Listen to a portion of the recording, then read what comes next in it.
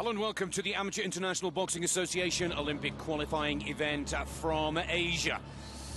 Astana, capital of Kazakhstan, the world's largest continent, plays host to 139 athletes from 28 nations, all boxing for one of the 25 Olympic places at the London Games this summer in July and August. Today and this evening are the semi-final rounds contested in 10 weight divisions, and we'll decide the draw for the last day of competition here in Astana tomorrow afternoon.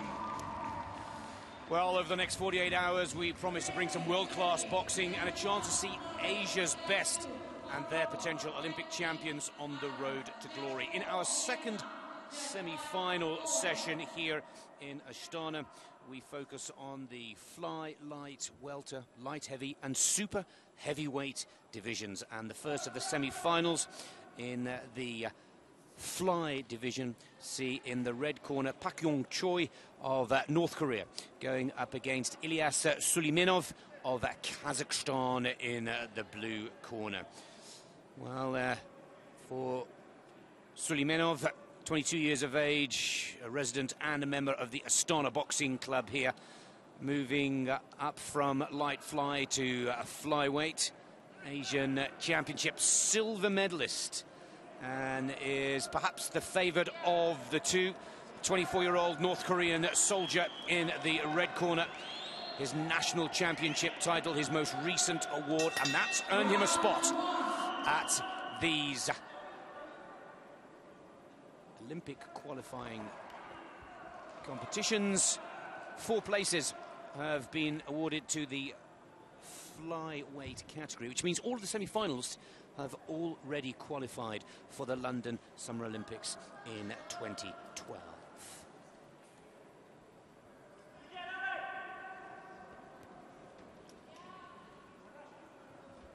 Good jab work from Suleimanov.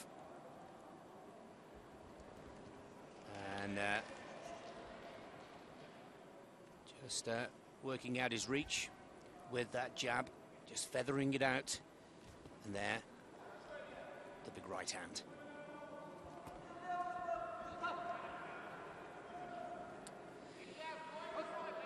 I think it's fair to say both of these boxers have looked pretty impressive in the quarterfinals, and both boxers earning a bye in the earlier rounds. But there, another 2 good, strong right hands from Suleimanov. You can hear the cheer from the crowd. They know that that's a point-scoring punch. And of the 2 boxers, the blue corner and the Kazakh boxer looking the more settled. No sign of nerves whatsoever.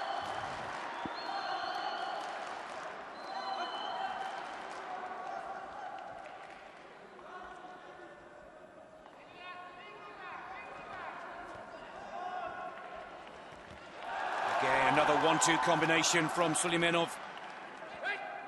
Good work with the jab. Pushes that left out. Straight right punch. Great rotation with the shoulder and upper body. Shows that he can defend and block. Again, the right hand doing the damage.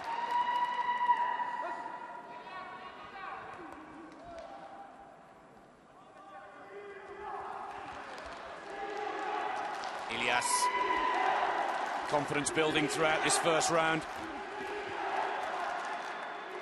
Good to see the Korean return Pak.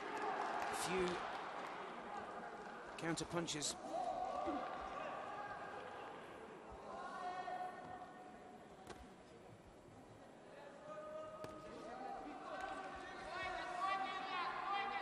Well, that Asian Championship silver medal form certainly looking, let's keep boxing, says the referee, looking good here.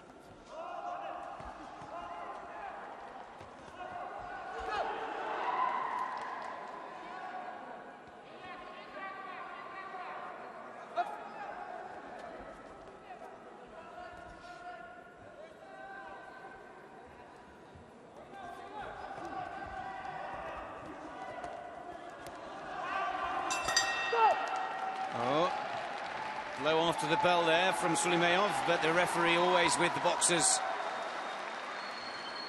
Best will at heart. Very close. Suleimanov has the advantage. 4-3 after the first 3 minutes in the opening round. Good work from both boxers.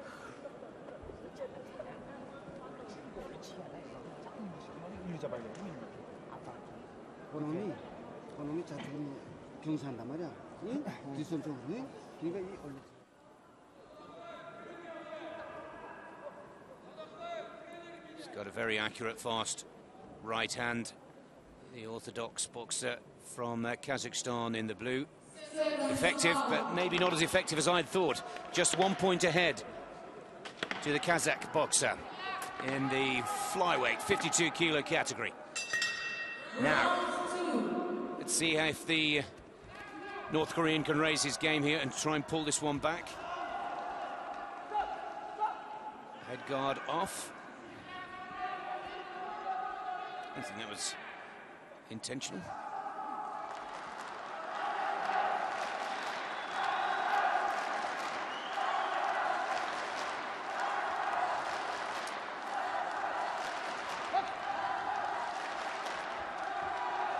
Well, in front of your home crowd, you'd expect this kind of support.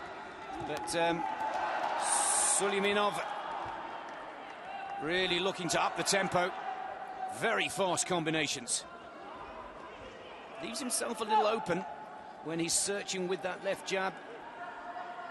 The right hand often just coming off that chin, leaving himself susceptible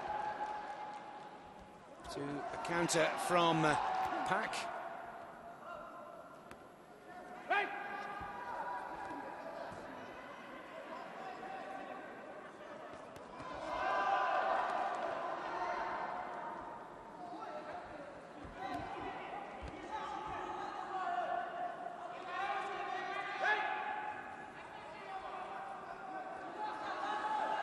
Well, the southpaw in the red, settling it, and he knows it's close. Good combinations, but just into the gloves, hands and arms and shoulders. Just a little cocky Suleimanov. He's got to watch that. Both boxers dropping their guard quite low in an attempt to feint the other and then counter the attack. 135 left in this second round, still very close.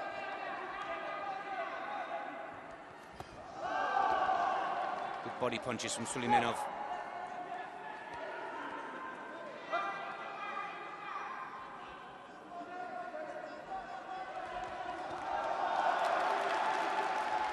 There's that accurate right hand again from the blue boxer. Combination there again.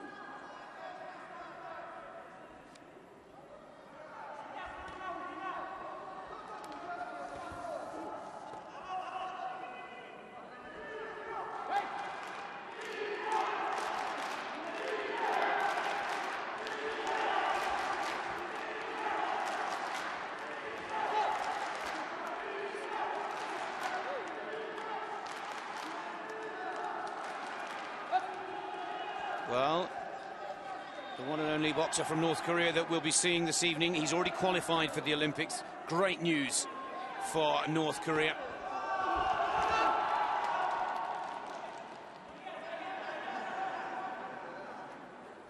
A little bit of diving there from Pak.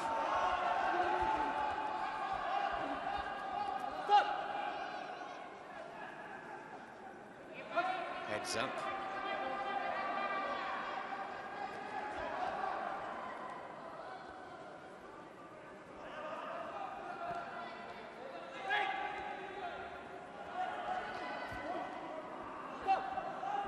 Little messy now. And there's the warning.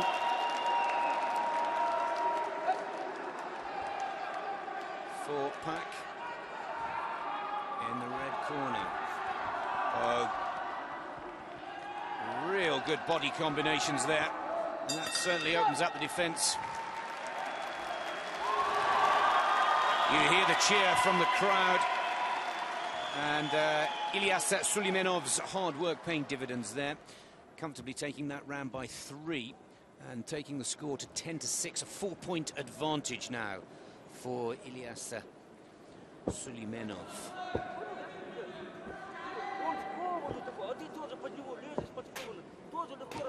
He's doing very well, this young lad, since moving up a weight division.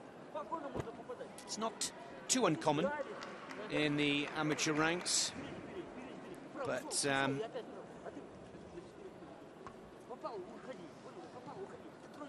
you see Suleymanov's performances, and perhaps the real confidence builder was that he beat Chang Yong in the qualifying rounds here. Chang Yong was the Chinese boxer who beat him in the final of the Asian Champ, so he's already had his revenge for losing the Asian Championships back in 2011, and here's Suleymanov now looking to dispose of North Korea's national champion Pak Yong-chol, Choi, I should say, and make his way through to the final. And having seen off Chang Yong, Suleymanov, you can see, really looking confident to wrap up not only this semi-final, but the final here tomorrow in the Dowlett Sports Complex of Astana.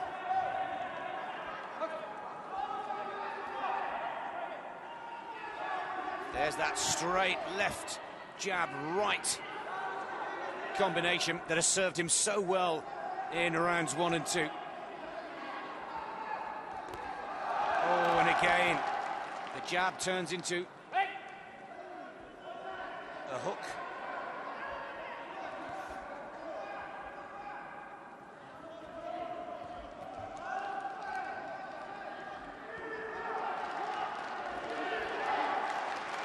And there's another good hook, this time from the left hand, doing the damage and working very, very solidly downstairs as well as up here. And you can see how that victory earlier in the week has given a huge boost to Suleymanov's confidence.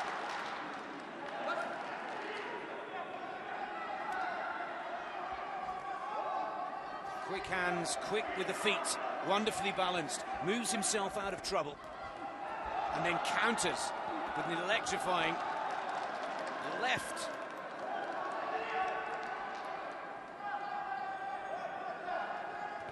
Left jab and left hook really have been spectacular. And the right, big right hand in rounds 1 and 2.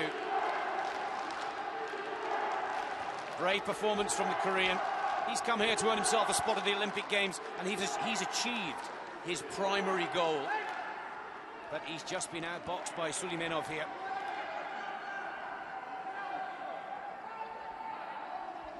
Needs a flurry of point-scoring blows.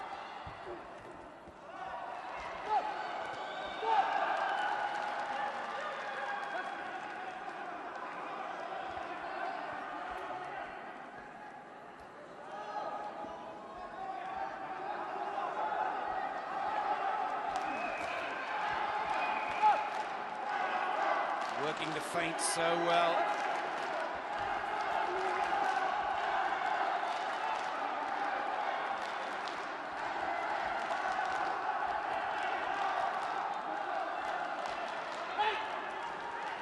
Just 10 seconds on the clock. The last burst from the North Korean, but Suleymanov has all the answers. No talking, says the referee. Keep the lips closed. Well, what a fantastic start to the evening's programme. And the perfect start for the host nation by our reckoning here in our ringside commentary position in the Dowlett Stadium of Astana.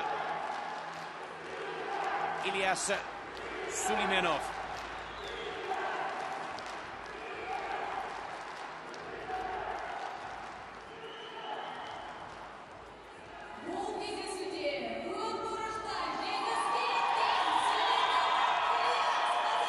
There's the confirmation.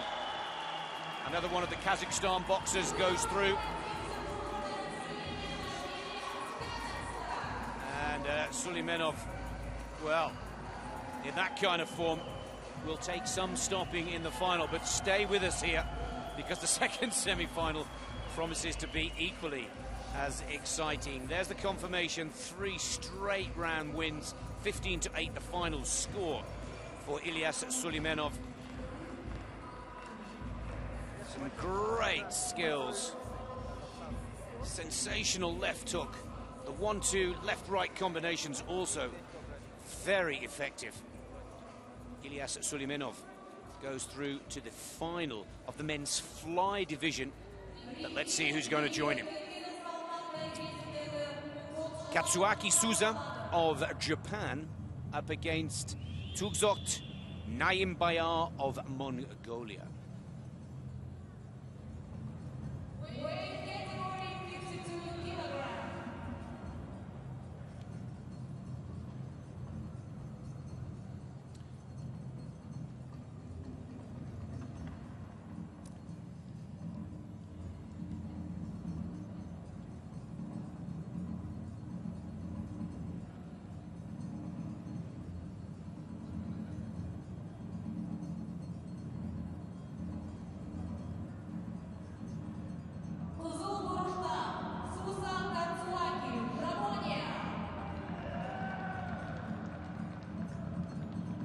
So let's take a look at the next 2 semi-finalists in this fly division. Katsuaki Suza of Japan up against Tugzot Naimbayar. Well, Suza, a student out of Tokyo, now 27 years of age, national champion and an Asian Games bronze medalist. Well, Naimbayar, out of the World Series of Boxing, a semi-professional boxing tour that has been such a great success for the International Boxing Association. A former fighter for the Baku Fires and the WSB, which has played such a great role in developing the semi-professional careers of many boxers and acting as an important stepping stone between the amateur and the professional ranks. Now, England, Moldova, France, Sri Lanka and Sweden, the 5 scoring judges for this second semi. Who will join Suleymanov? And Naimbayar of Mongolia, fair to say, with that WSB experience behind him, is the favourite of the two. But he's just 19 years of age, up against the 27-year-old, far more experienced Japanese boxer in the red corner, Mongolia in the blue.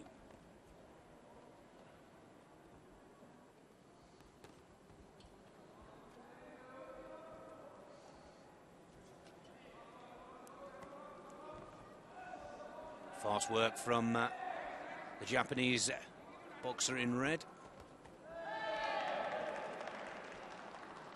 Good footwork from both here, nice. Light and dynamic, but accurate counter-punching from Naimbayar in the blue. Nice, fast 1-2 combinations from the Mongolian.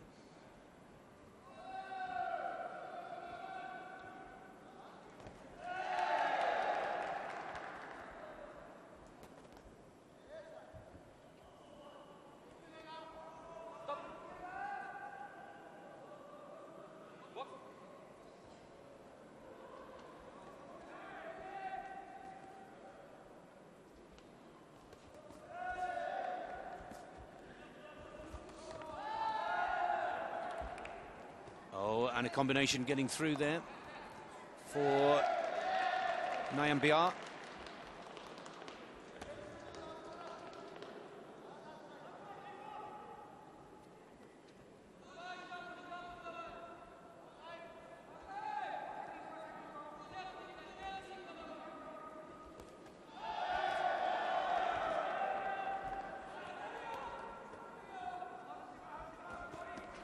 Evenly matched as we go past the halfway point of the first of the 3 3-minute rounds.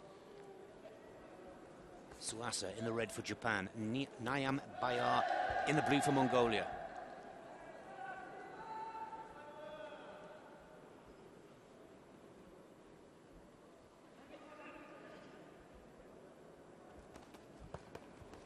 Combinations to the lower body, into the ribs and kidneys, and then immediate transfer to a combination to the head. The guard working well for the Japanese boxer. Suasa shows that he has the same repertoire.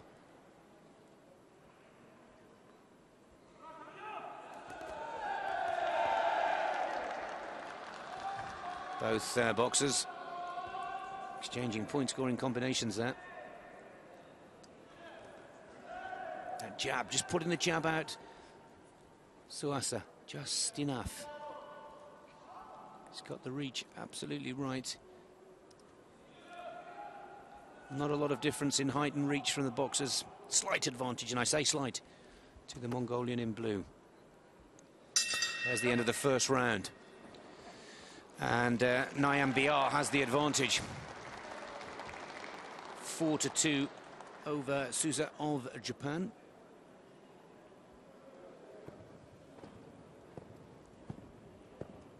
Evenly matched. Just one of the 5 judges had the Japanese boxer ahead. Of course, it's a mean average of those 5 scores that gives us.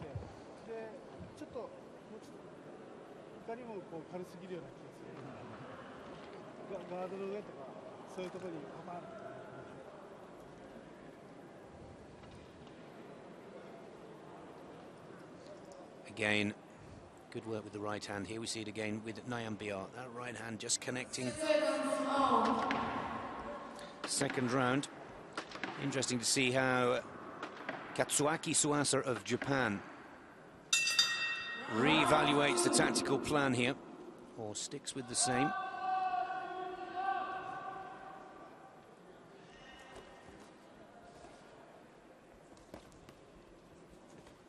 Good tight boxing from both of these athletes. But again, very fast hands. AIBA.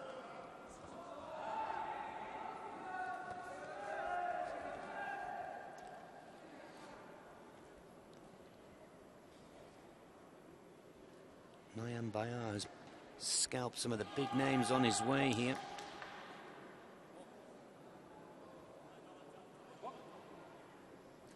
Beat Ray Saluda from the Philippines, one of his WSB counterparts. Wasim of People's Republic of Korea in the second round. He really has had to battle his way through, but a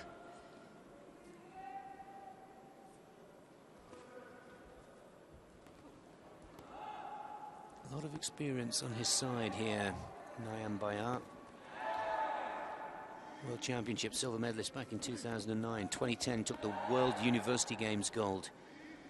And 3 times the Mongolian national champions. A lot of strength and depth. There's a great combination score from AIBA. Again, left jab, right straight punch on the counter.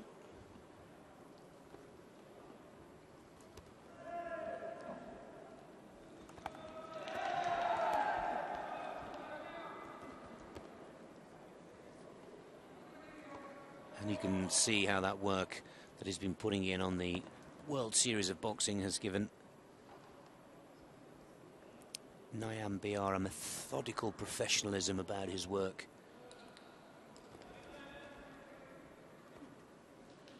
But of course, all of those boxers from the WSB. Oh, lovely uppercut there from the right. All of the boxers from the WSB allowed to enter Olympic competition. Again goes for that quick jab and uppercut combination. Suasa counter punches, but only into the guard of the Mongolian in blue.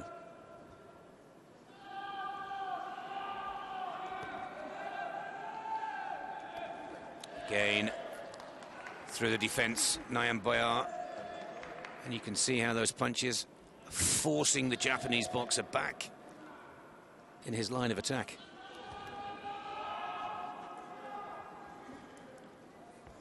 Real hard hitter, the Mongolian.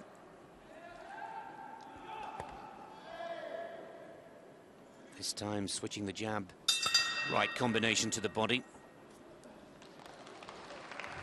And again, for me, Nayam Bayar has that round, making it 2 from 3. Confirmation, 5-3. One of the judges had them tying there. And Nayam Bayar opening up a 4-point advantage.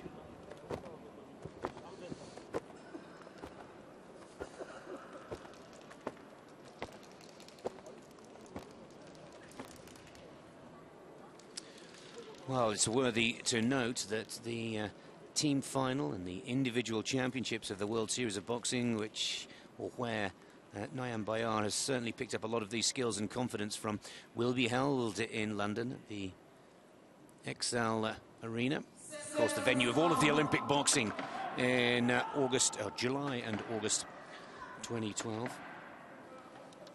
And for more information on those WSB finals, be sure to check out the AIBA, the Amateur International Boxing Association website, for more detail on ticketing and those very interesting pre-Olympic competitions. So the pressure is on Suasa now of Japan. 4 points behind. Another lovely little right hook, another nice 1-2 combination.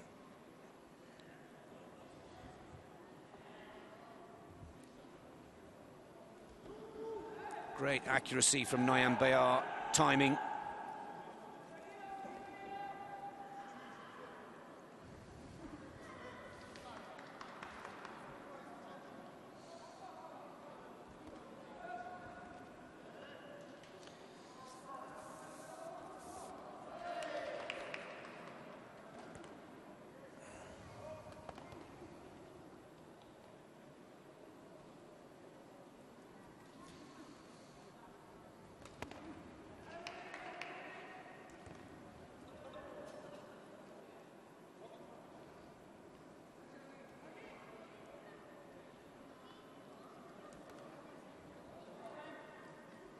Great pictures from our host broadcasters, nice and close to see that the range is not quite getting through from Suasa, even when he's got Nayam Bayar in the corner here, works his way out of it quite nicely.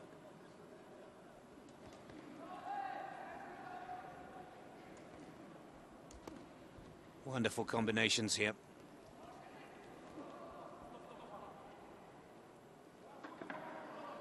And a count for Suasa.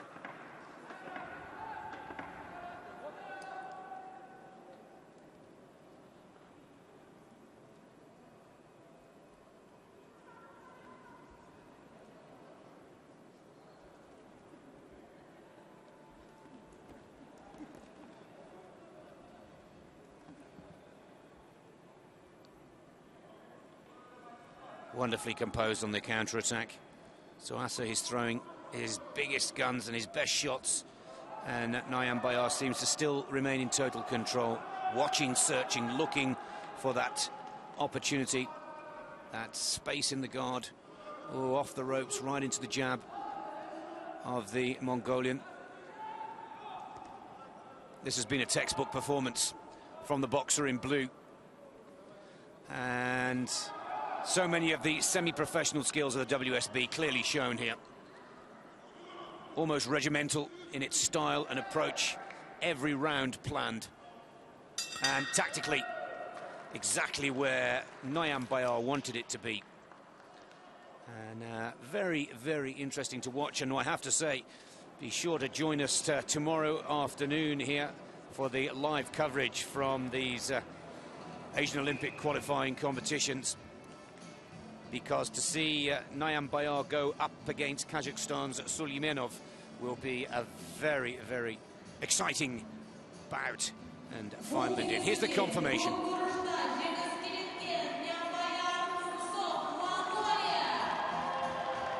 (14-6). Nayam Bayar of Mongolia, an emphatic win. Very professional indeed, and Nayam Bayar going through to the final of the men's fly division, going up against Ilyas Suleimanov. of Kazakhstan.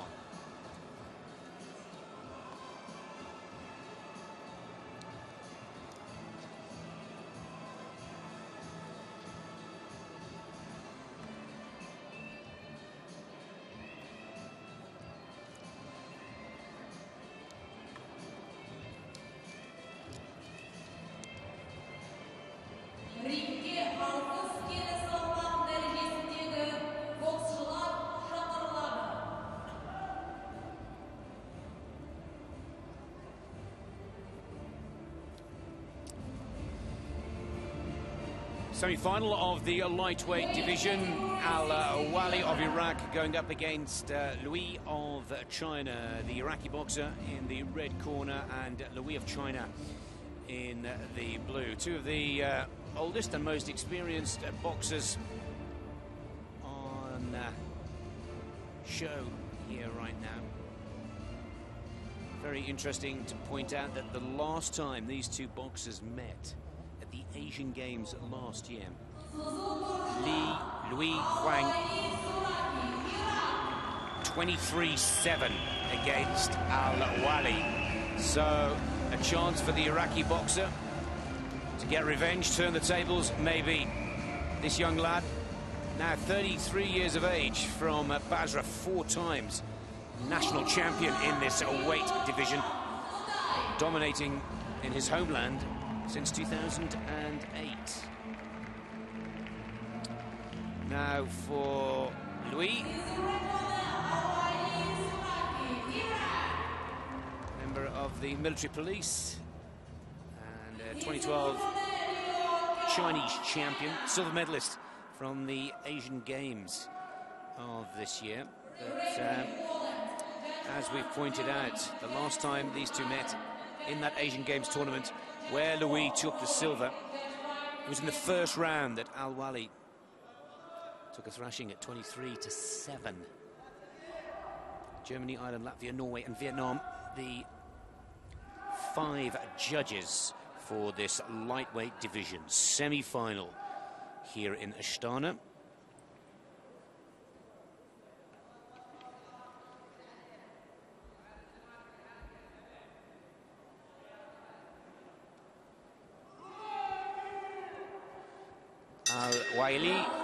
Al-Wali in the red corner, Louis of China in the blue.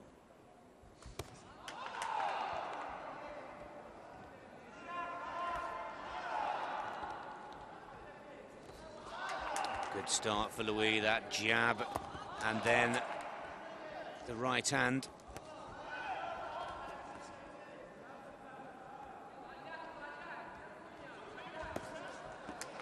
Working very well indeed.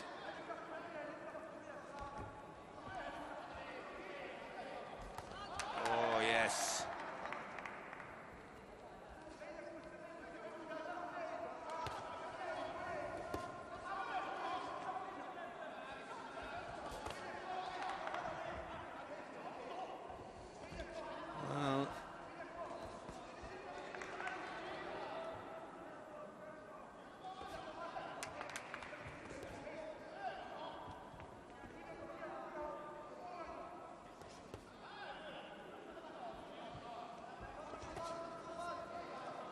Well, both these southpaw boxers getting right into it here, but look at Louis. He's got a slight advantage with his range, taller of the two boxers, and he's taking full advantage, sticking that right hand jab out, and then in goes that big left, this time with a hook. But great footwork from the Chinese boxer. And again, Al-Wali walking right onto that jab there.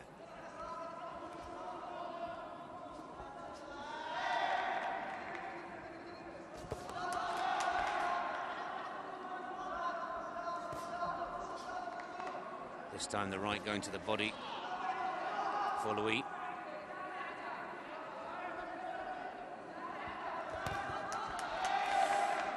Good exchanges from both boxers.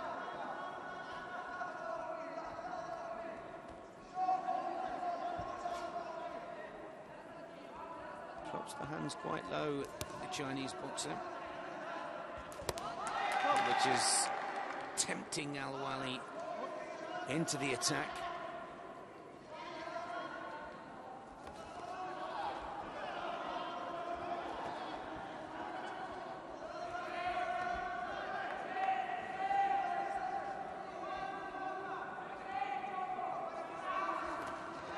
It's better boxing from the Iraqi.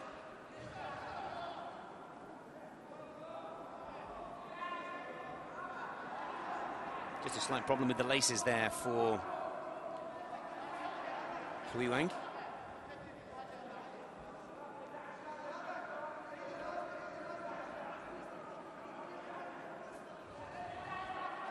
Seconds left in this first round.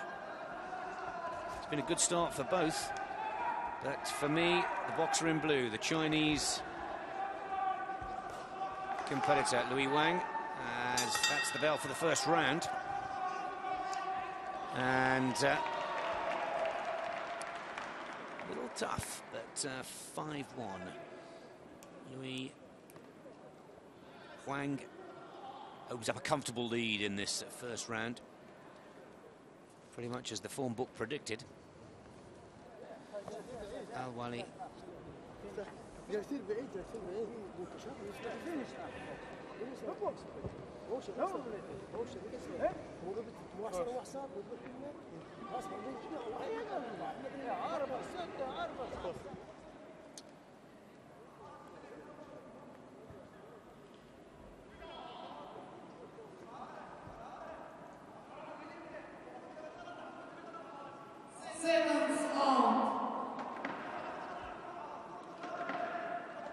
Four-point advantage for the Chinese boxer out of the blue corner, Hui Wang. Suraki Al-Wali of Iraq up against it here now. And you can see that the Iraqi boxer has come out trying to claw back, but again, Chinese boxer, excellent work with the jab. And then that big left hand.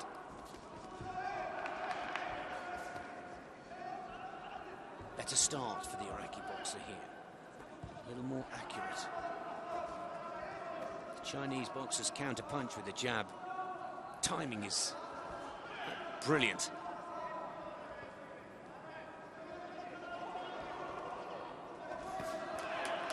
Good body shot there from Louis. Needs to follow it up.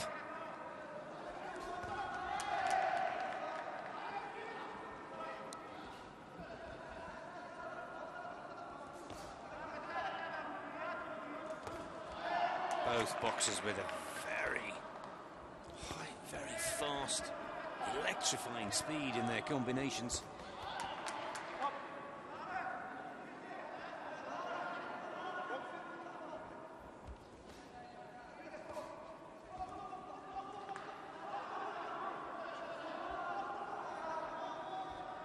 And Louis just happy. Switching from southpaw to orthodox.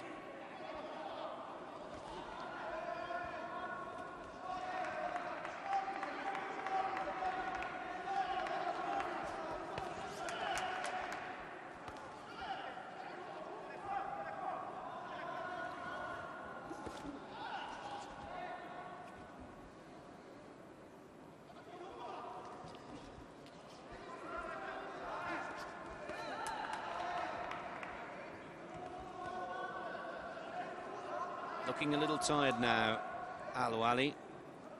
Both boxers putting down a frenetic rate in the opening 3 minutes. Just under a minute left on the clock on this second round now.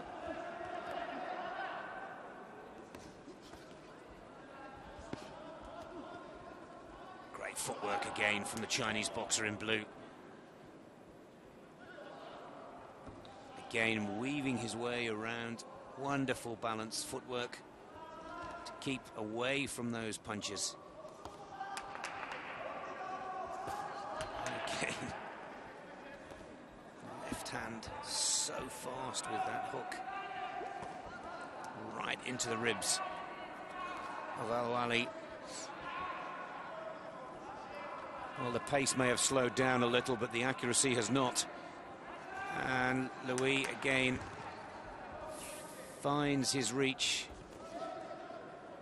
and has put down another impressive second round.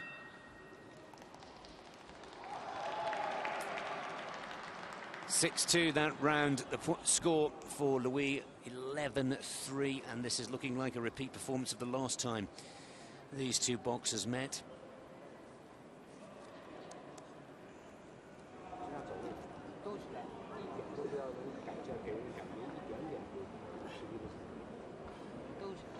Eight-point lead for Louis.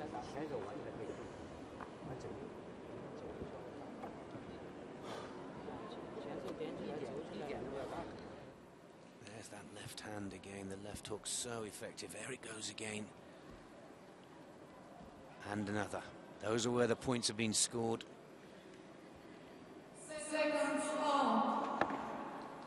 Great skills from the Chinese boxer, who surely now just needs to serve up another 3 minutes of the same menu. And he's booked himself a spot in the final. Very important to point out that in this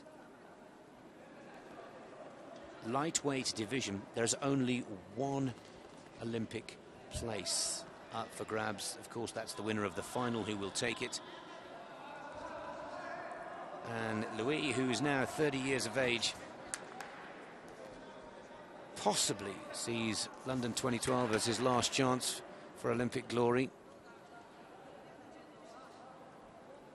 Can't recollect many 34-year-old Olympic boxing champions, but I'd love to be proven wrong. Both boxers just tiring a little, understandably so. Some of the fastest combinations we've seen so far this evening. There's a lovely right-hand uppercut, almost like a screw punch, feinting it as a jab and then turning it inside. That's better from Al-Wali.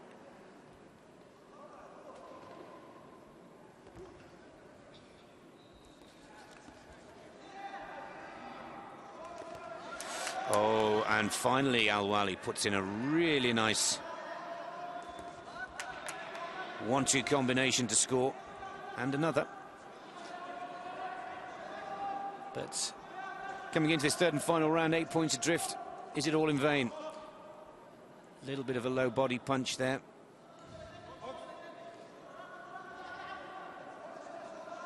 Good to see both boxers showing their own sportsmanly apology and appreciation. Oh, good exchanges from both boxers. Right on the target for both the Iraqi and the Chinese in blue. Yeah. Wonderful body shot.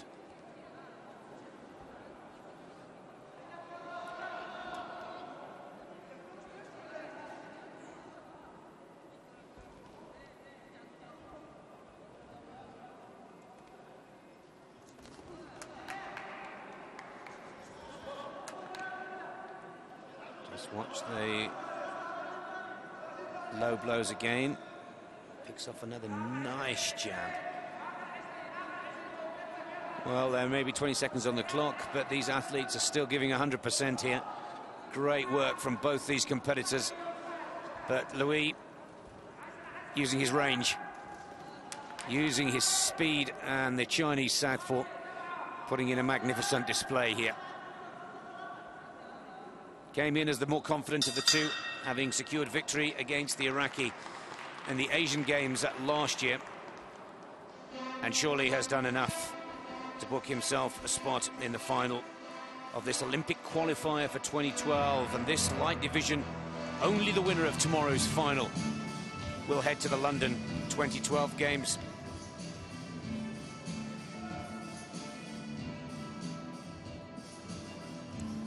Here comes the confirmation.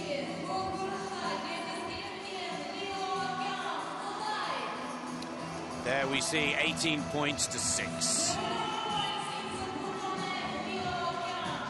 Lui Huang of China goes through to the final of the men's light division.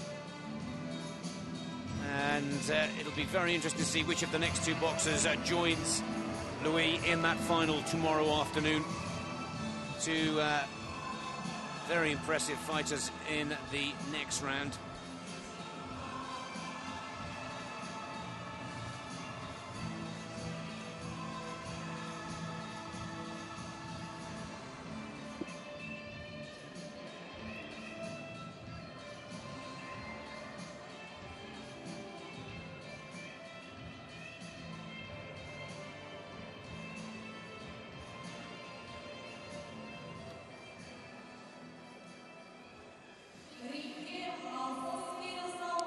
Narimatsu of Japan goes up against Suarez of the Philippines in our second semi-final in the men's light division. Red corner to Narimatsu and the blue corner to Charlie Suarez.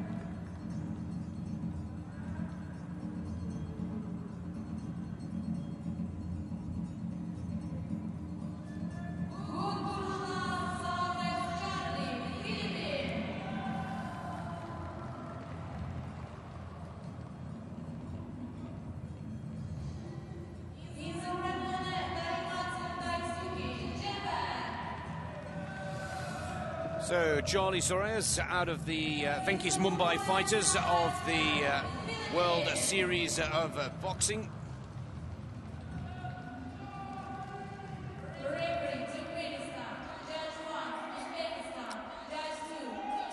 Merat Niyazav of Turkmenistan.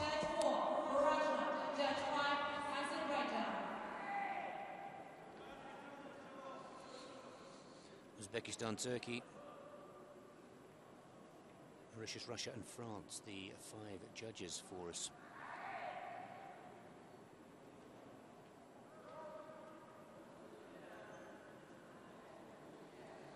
Now let's take a look at these two boxers. Philippines in the blue corner, Japan in the red corner. Now the Philippine boxer from Panabo City, 23 years of age, has beat Tajikistan's national champion Nagzibekov to get here, and the twice Japanese national champion Daisuke Narimatsu, just 22 years of age. Equally as impressive as Suarez in his qualifying rounds. Both of these boxers will know that Lui has qualified in the first semi-final.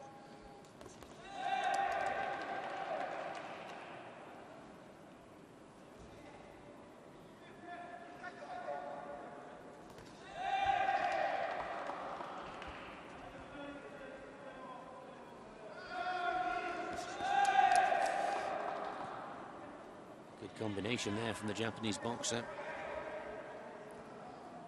Hunting down Suarez to close off those angles and effectively putting together the combinations. Good counter combi from Suarez. Oh, lovely. Left jab. Blocks all those off nicely. Good 1-2 combinations from the Philippine boxer in blue.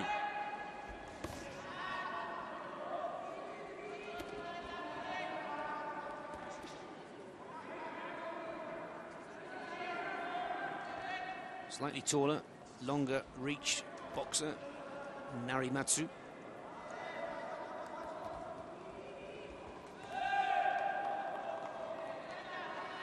But a lot of the opinion leaders here in Astana expect that the World Series of Boxing experience and semi-professional training and fighting over the past year will put Charlie Suarez in a good position.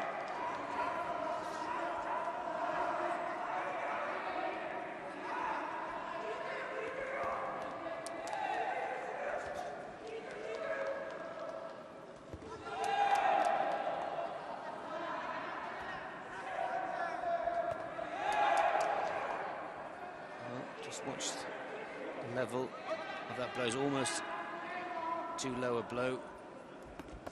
A right hook from Suarez. There's another good combination right through the guard there. 2 point scoring blows, but a good, great comeback there from Narimatsu. Both these boxers exchanging some very fast, accurate blows here. Remember, it's got to clearly hit the target. If you hit the gloves, the arms, shoulders, it's not a point-scoring punch. And a lace issue for the Japanese boxer.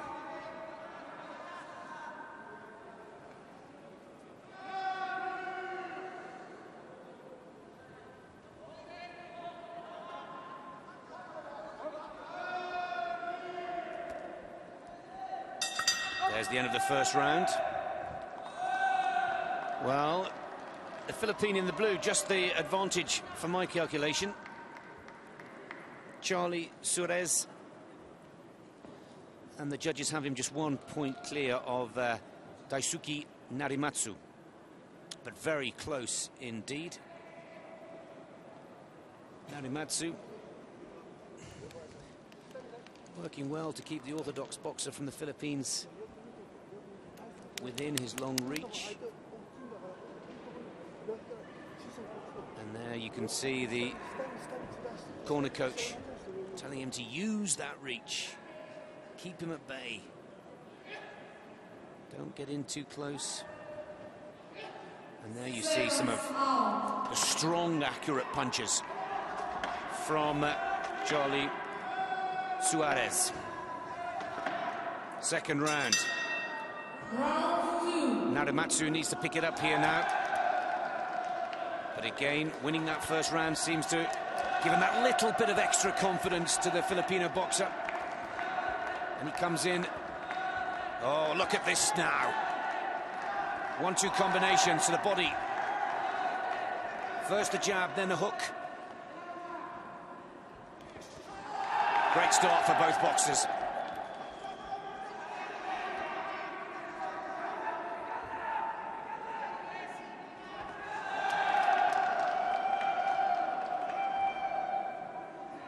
Left jab working very well for the Filipino. Oh, just missed the uppercut there for Narimatsu. Close.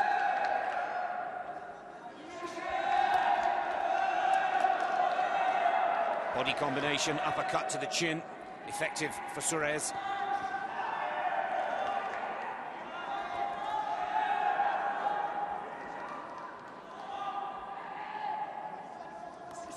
And again, leads right in with the right hook.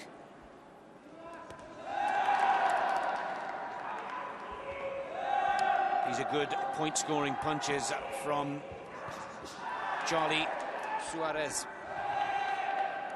Narimatsu needs to find something here.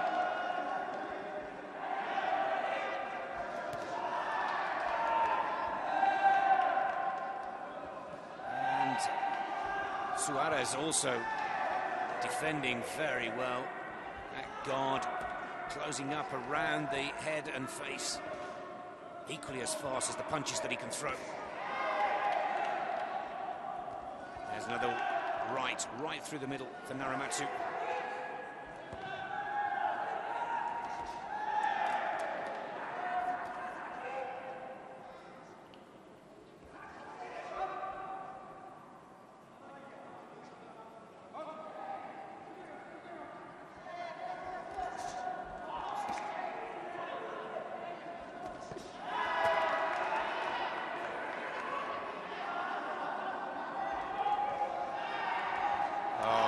Tough round for both boxers here. Both scoring with good combinations. That right hand doing the most damage for Suarez. I've got him again ahead in the second round with just 20 seconds on the clock.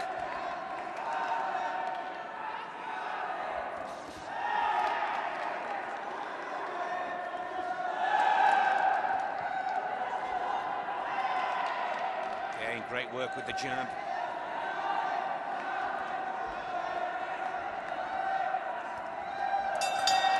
Excellent work, footwork I would say there for Charlie Suarez. And again, the Philippine boxer takes the second round by 4 points, 9-5 against Daisuke Narimatsu of Japan. Opening up a 5-point advantage going into the third and final round. And once again, the boxers from the World Series of Boxing, the semi-professional series that is governed by the International Boxing Association, really showing not only their boxing skills, because all of the semi-finalists today have showed fantastic skill and talent, but this ability to counter-attack when the pressure is on, this ability to stay focused and keep to the game plan. And they really do look like semi-professional boxers, I have to say. Third and final round. Let's see if Narimatsu can pull something out of the bag here.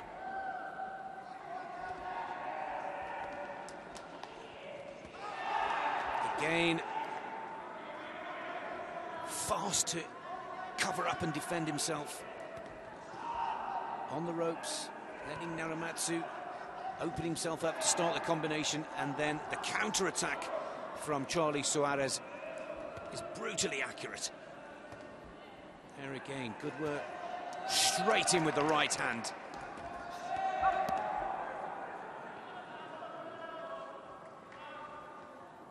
Great camaraderie between the two boxers as well, which is so nice to see after a good 9-10 minutes of intense boxing.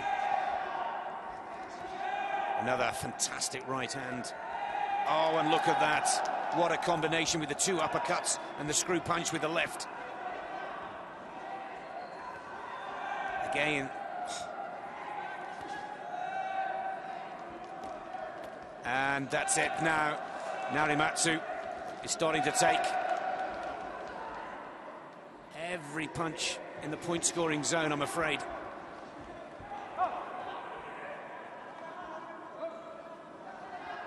And I'm sure Narimatsu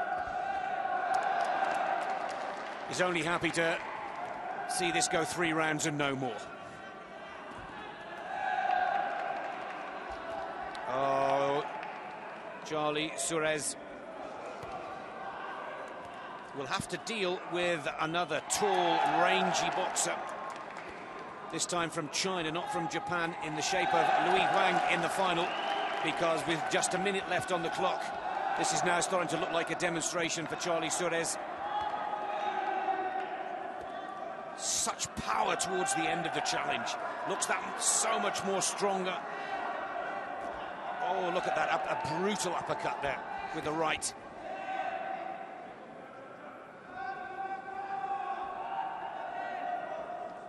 So good to see these WSB World Series Boxing competitors come back to full amateur competition, because they really are raising the bar.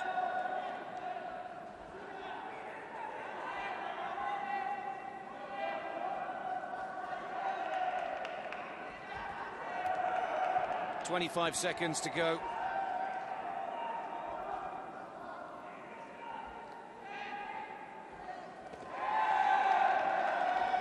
Again, two spectacular right hands. Coming right from the hips. Full rotation. And right on the target. And again, look at these combinations. Still has time to weave his way out. I think Narimatsu's had enough here.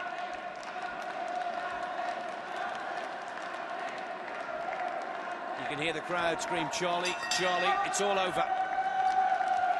Very impressive.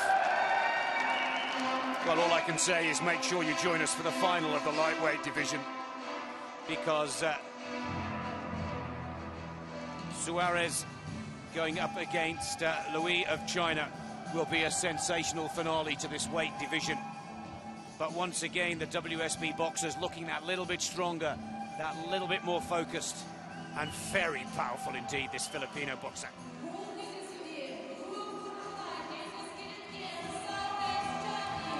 Charlie Suarez, 24-11, another emphatic win as the Philippines go to the final of the men's lightweight division here in Astana.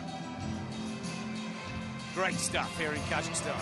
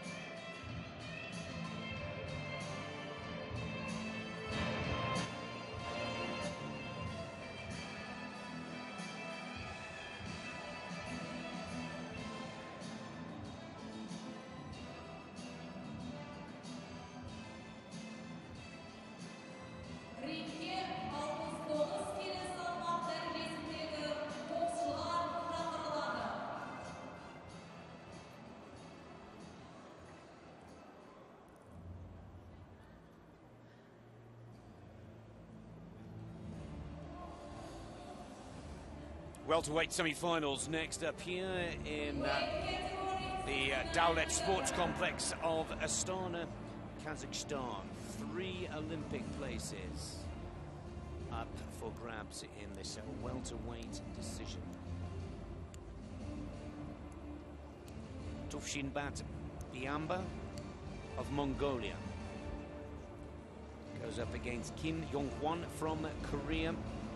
69 kilo category, welterweight division.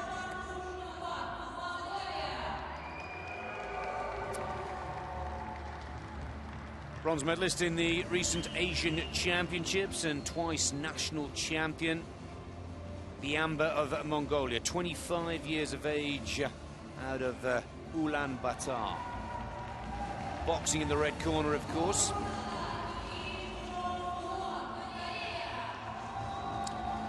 And for South Korea, 27-year-old Kim Yong-hwan. He too, a former Asian Championships bronze medalist.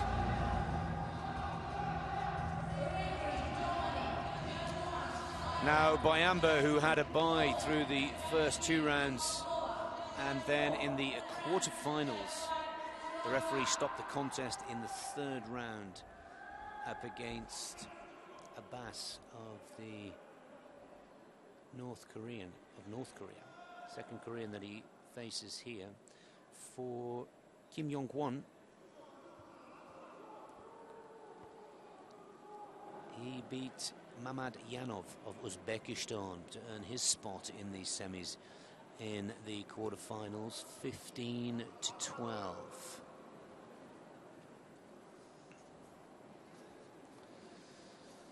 3 places, as we said earlier. So a win in this bout guarantees the boxer a place in the welterweight competition at the London 2012 Olympic Games. Korea in the blue, Mongolia in the red. The bell goes for the first of the 3 3-minute rounds.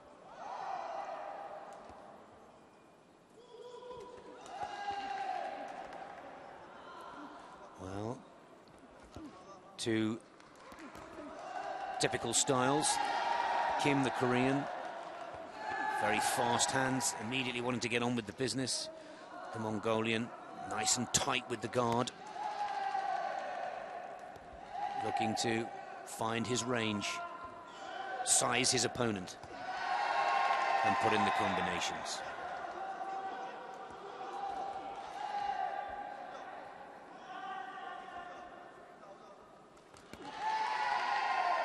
Good counter punches and fast hands.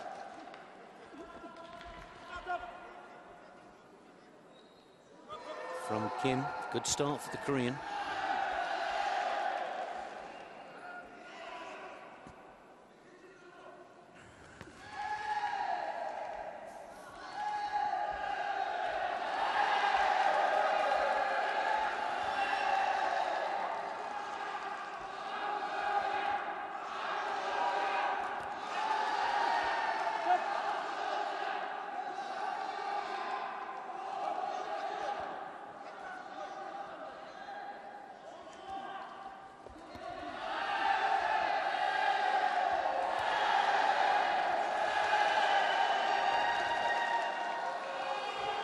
AIBA starts finding the target.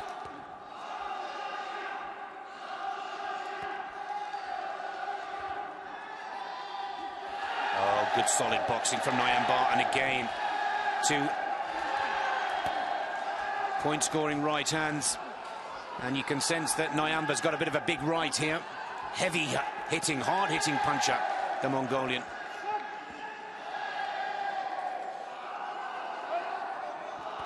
And for the first time, Kim of Korea looks to be a little concerned with the power of these punches. Let's not forget that the referee stopped the contest in the third round of this quarterfinals, and it's possibly a big right hand that could do the damage. Oh, that's a lovely jab. Coming straight back in there, the Korean.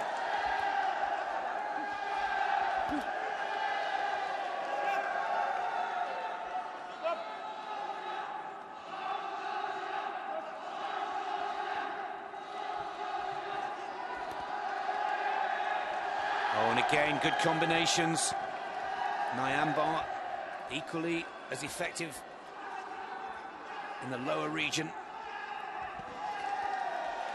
Just as I say that, a good body shot from Kim as well. With his left hook. Good 1-2 from the Korean. Important points to score. But also a good 1-2 from AIBA. No problems, not a knockdown. Well, a lot of the Korean punches are going into the guard of AIBA.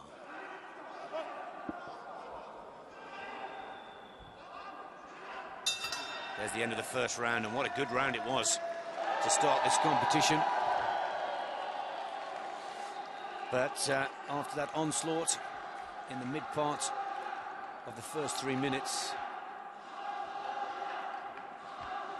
AIBA 12-6.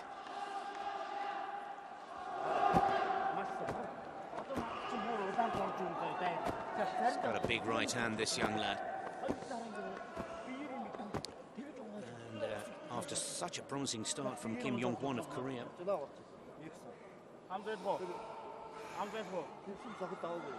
Just took him, I would say, about a minute to get going, but once he'd found his range, and once he'd released a few of those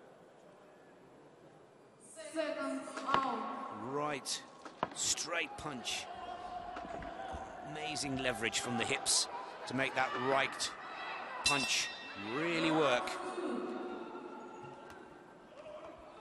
Tufshinbat AIBA of Mongolia, looking good.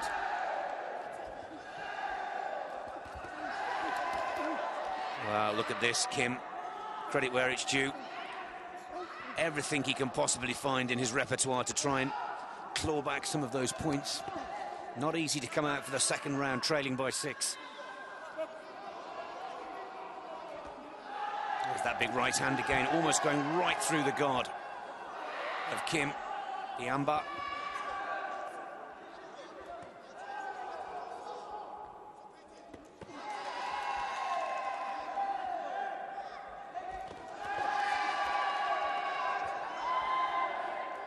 Oh, another beautiful right hand.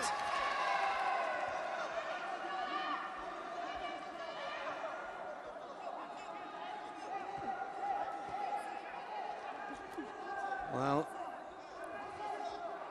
Tufshinbat in the red for Mongolia, showing his skills by waiting patiently for the openings. But he's clearly hurting Kim when he gets through. And again, if he sees no room upstairs, he puts that right hand downstairs.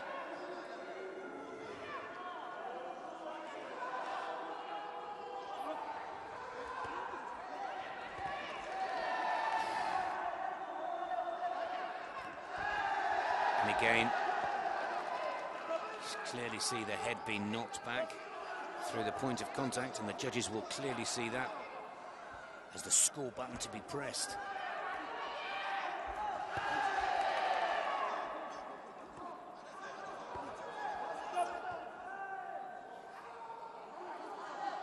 Well, there's a little bit of blood.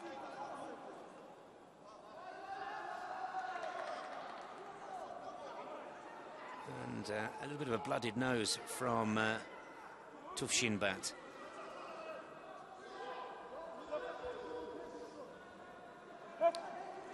Very keen to get back on with it. Just a minute left to go, and it's possibly added a sense of urgency now to the attack of AIBA.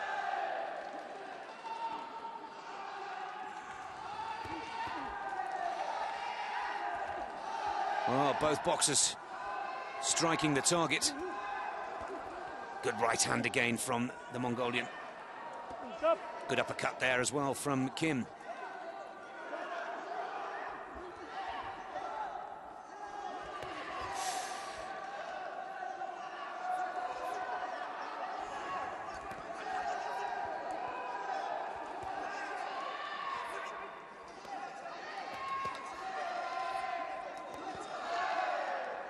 "20 seconds on the clock. Credit where it's due.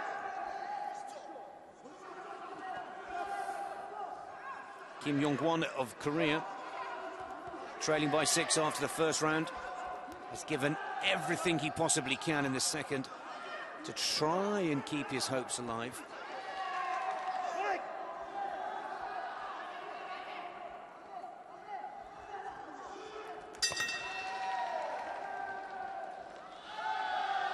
And that hard work from the Korean pays dividends, and he takes the second round 6-5, still trailing by 5 after 2. It's 17 to the Mongolian AIBA,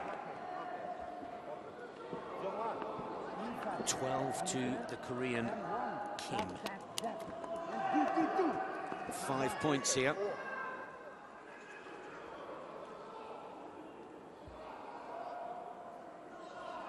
Both boxers trading some powerful blows. A real hard-hitting second round here in this men's welterweight semi-final, third and final round. Now the question, and it's more than $1 million question, because the winner of this bout will be heading to the London Olympics.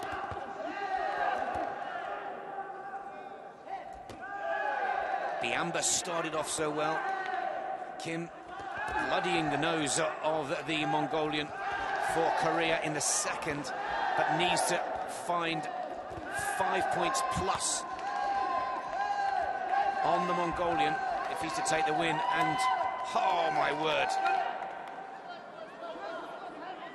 well, if they were giving medals for commitment here right now, both of these boxers would be awarded them. Oh, good body punches there. And another massive right hand from the Mongolian, and another.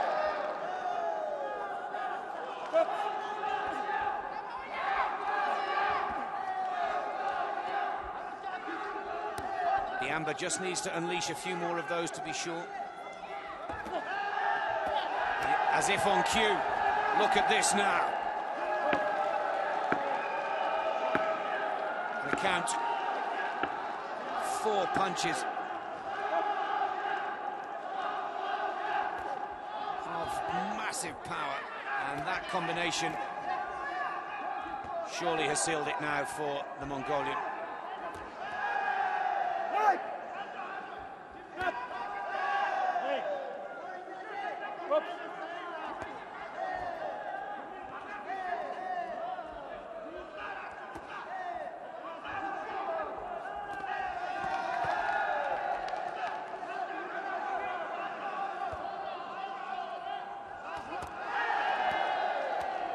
This time Kim manages to find the target.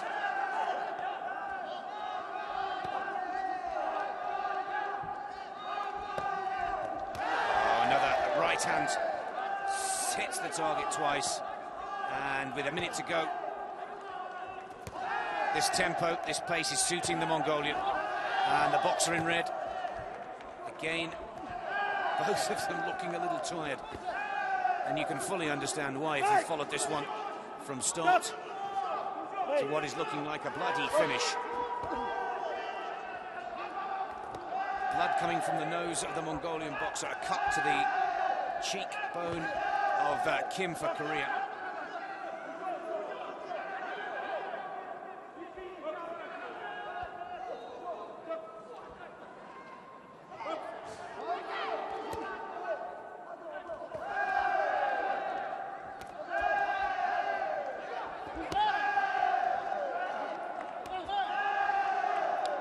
AIBA finds a target again. His combinations are getting through.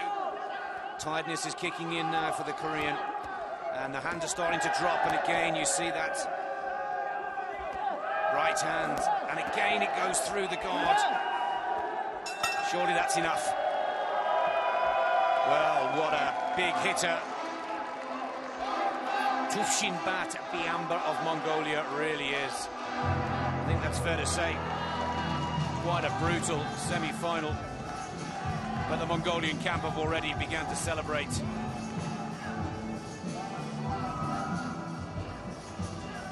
What a brave try from Kim Young-won of Korea. Let's wait for the official confirmation.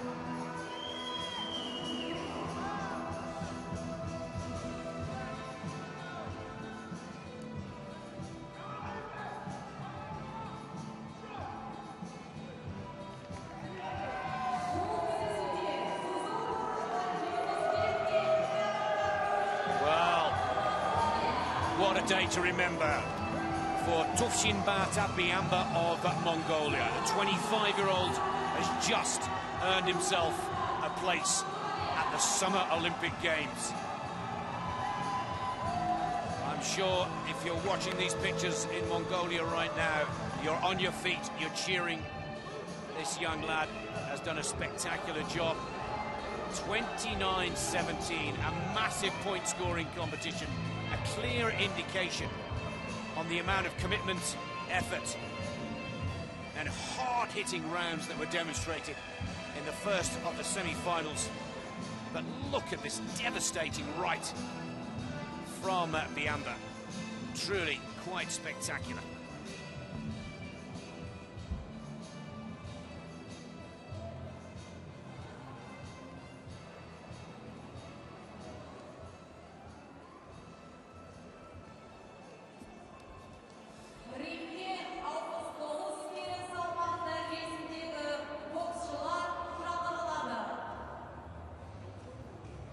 So, who will join AIBA in that final? We see Gashimi of Iran, Amin Gashimi, up against Mighty Tusun of China in blue.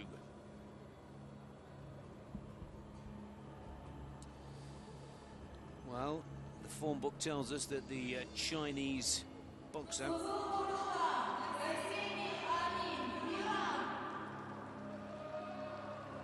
in blue is the favourite of the two boxers.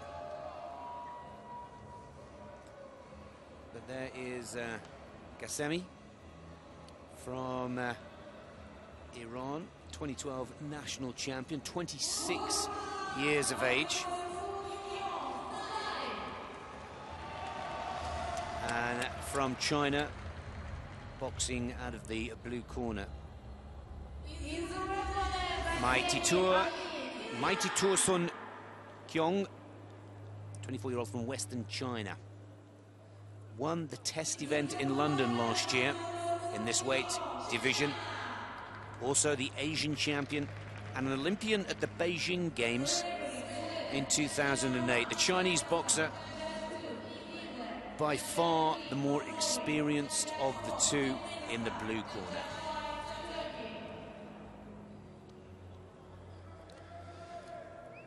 5 point-scoring judges.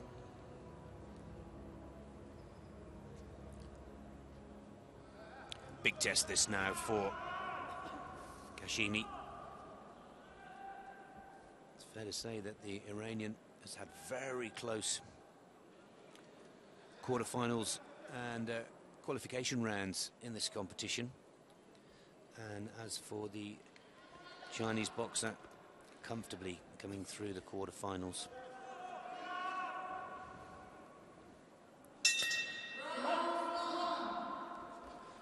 Tierson in the red, Kashimi in the blue.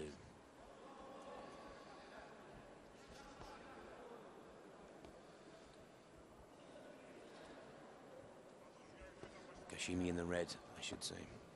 Now, Chinese boxer, just slightly taller, slightly longer reach. Kashimi, stockier. Build.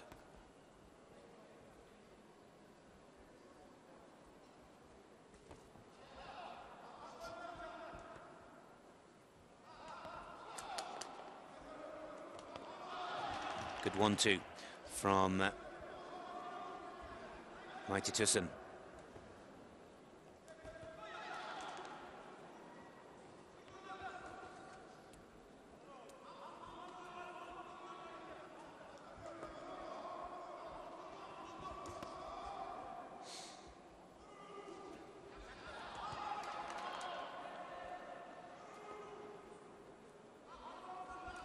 Good footwork from both boxers, covering a lot of ground in both counter and defense. Good 1-2 to the body again from the Chinese boxer in blue.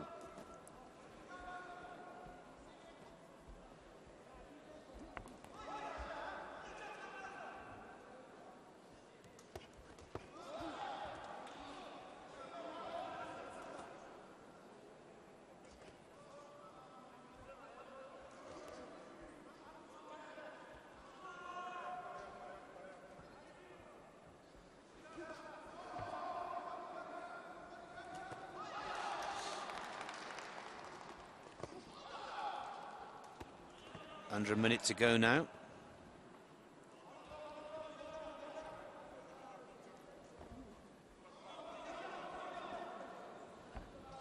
And Mighty Tierson of China putting together some good combinations there. Amin for Iran trying his best, but he's using his reach well. Stepping in with the jab, stepping out.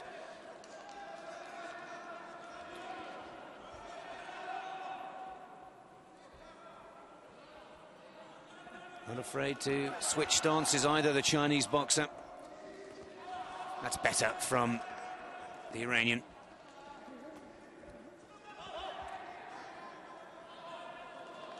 Getting a little bit closer. Fought a little bit more infighting rather than straight punching.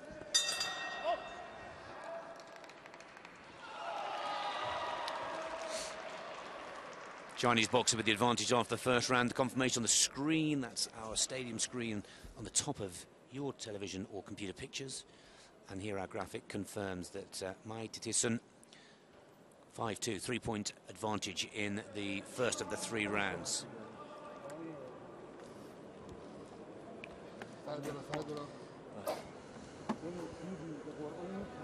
First round going the way of the form book.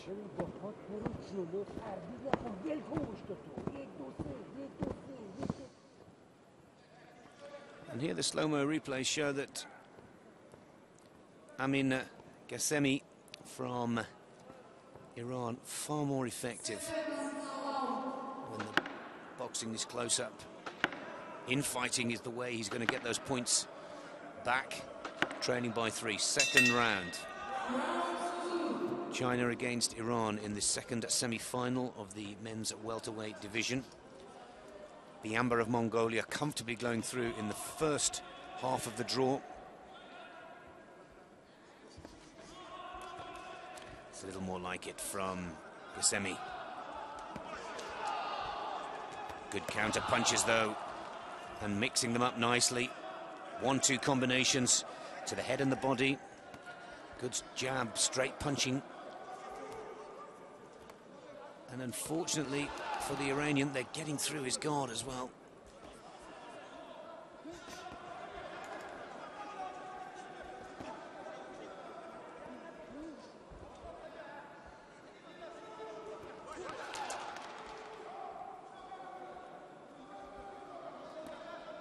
There's that left jab.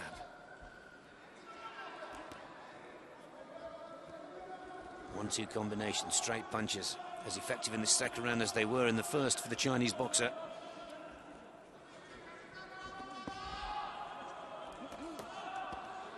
That's better from the Iranian.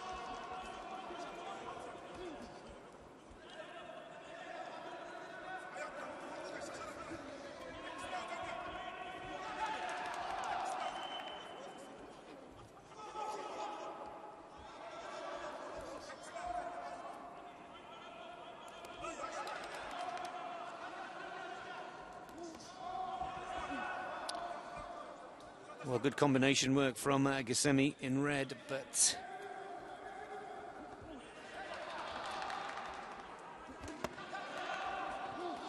oh, good jab work again from Titusun. Good combination, and the third of that triple right to the body.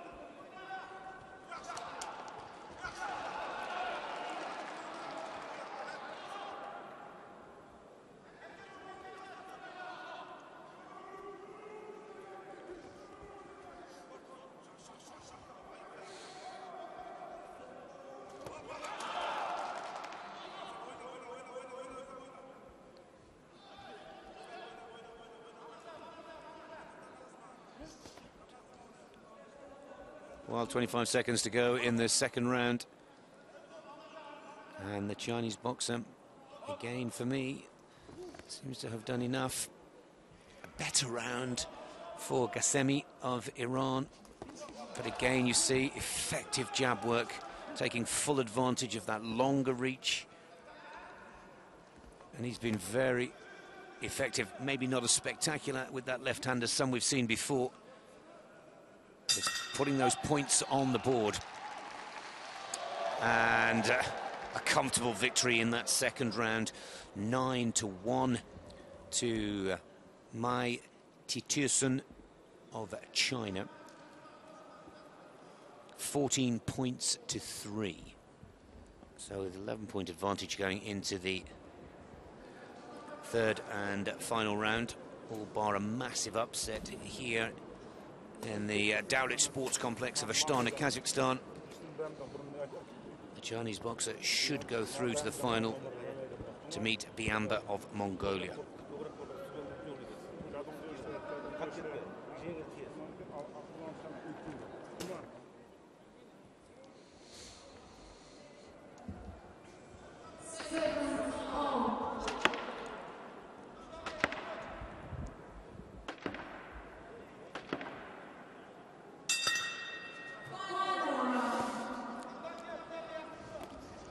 Third and final round.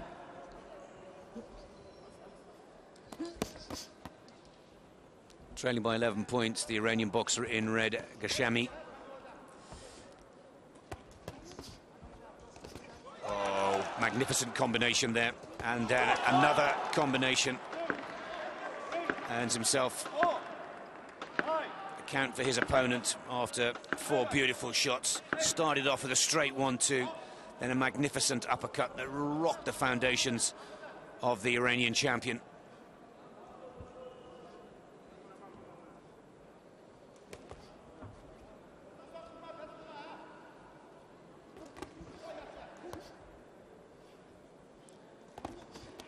And Amin in red doing well to compose himself here. And keep the attack and the onslaught going. This is good comeback after taking 4 huge punches from the Chinese national champion.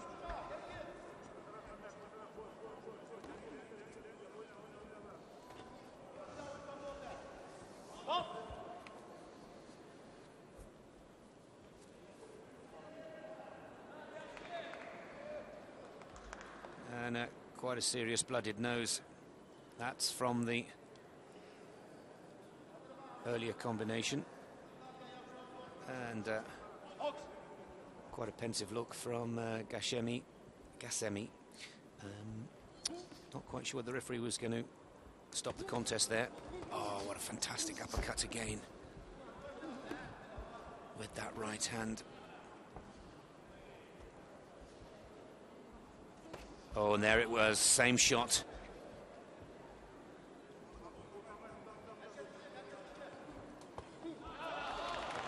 Wonderful accuracy of the punches from the Chinese boxer. Confidence at an all-time high. His guard, his hands right down by his hips, but able to pick out his shots. And that's it. The referee has stopped the contest. Enough is enough. With a minute to go in the third and final round, 59 seconds to be precise. The referee has called it a day for Gassemi of Iran and Maititu Sun Kyong of China will go up against AIBA. Most importantly, it's another Chinese boxer that's made it to the Olympic Games. Both of these boxers are guaranteed a spot at the London 2012 Olympics in late July and early August. And what a final it promises to be. Be sure to join us when this man on your screens meets the mighty Tufshinbat Biamba of Mongolia to decide who takes top position in this AIBA Asian Olympic qualifying event. Two magnificent semi-finals in the men's welterweight division, but it's Mongolia and China who go through to the finals.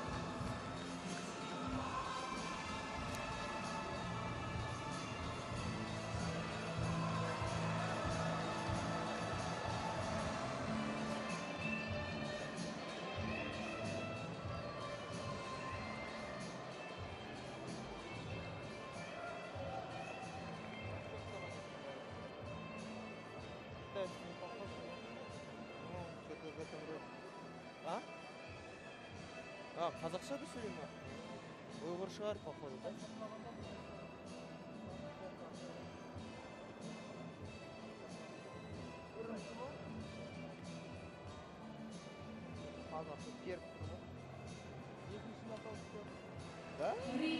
Light heavyweight semi-finals here in Astana, Kazakhstan at the AIBA Asian Olympic qualifying event. And two very interesting semis indeed. First up for Kyrgyzstan and Tajikistan will be Yakon Urbanov and Sergei Skilarov. India and Jordan will contest the second semi-final.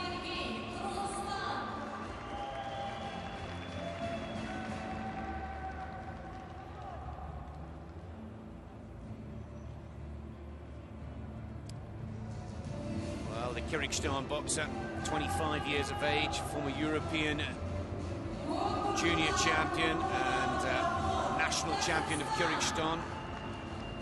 And Tajikistan's finest next up. The more experienced of the two boxers, perhaps. 26 years of age. 8th position in the Olympics of Beijing in 2008. And twice a competitor in AIBA World Championship competition. Mr. Vyong of Vietnam is the referee for the first of the light heavyweight semi-finals.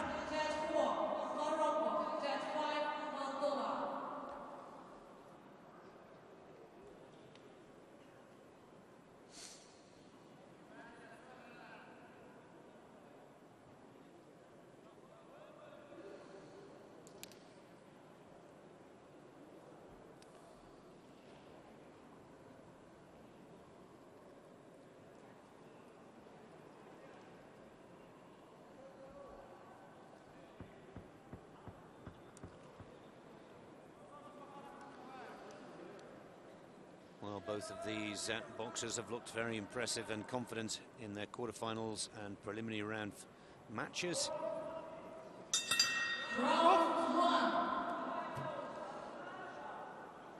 Tajikistan in the blue, Kyrgyzstan in the red.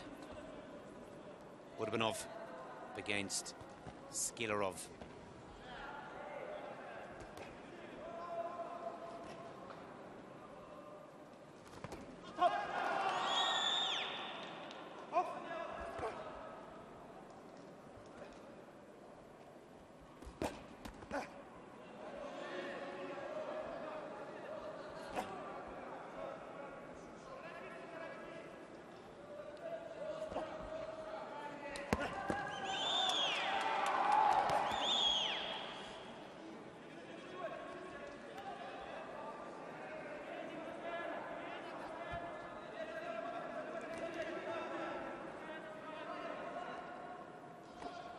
Well, the Tajikistan orthodox boxer and the Kyrgyzstan southpaw, and it's the boxer in the red, Sergei,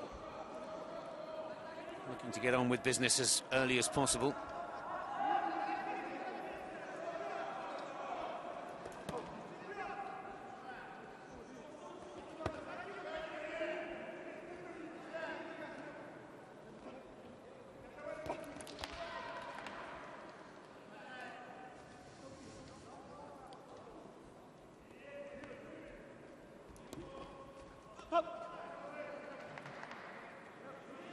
Heads up, noted from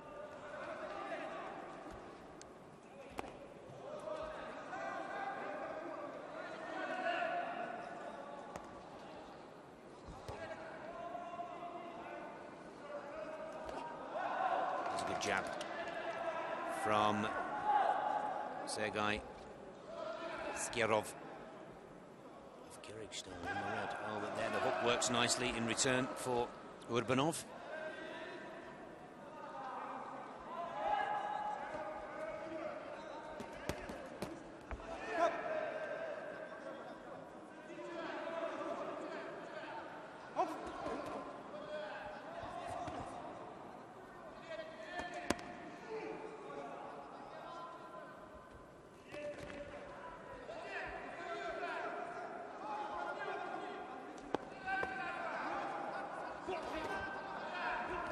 Fast hands from the Kyrgyzstan, I should say, excuse me. Kyrgyzstan boxer in the red.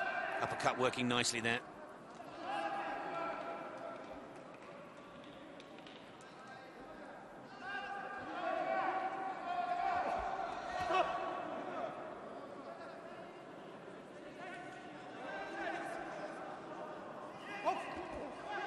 Well, for me, in this first round, in the last few seconds, the consistent work rate for the Kyrgyzstan boxer, Sergei Skirov, is rewarded by only just 1 point. Evenly matched in the first round, these two boxers. 81 kilos the weight for the light heavyweight division. But better pace, more work, and more consistency to the combinations. That's one way of catching the judge's attention.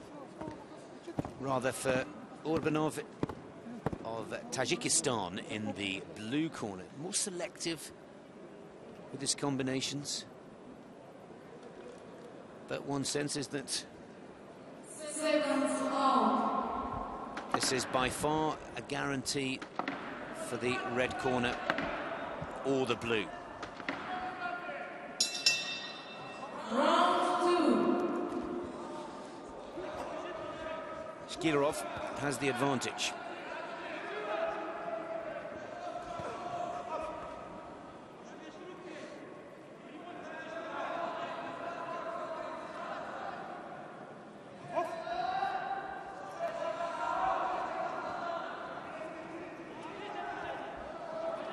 Well, Urbanov will need to use that experience now. He's staying calm, As we said in the first round, he seemed to be picking his moments, but now we start to see both boxers open up a little more.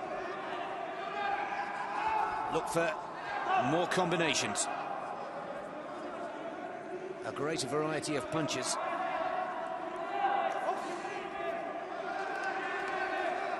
Three places available for the Olympic Games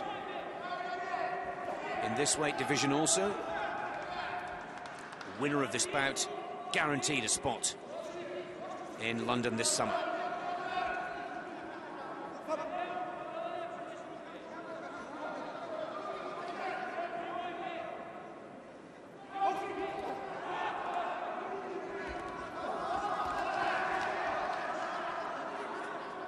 Big hitting combination there from Urbanov. Keeps putting that jab out. And that's what's keeping the Kyrgyzstan boxer ahead on many people's scorecards right now. Different tactic from Urbanov. He's waiting.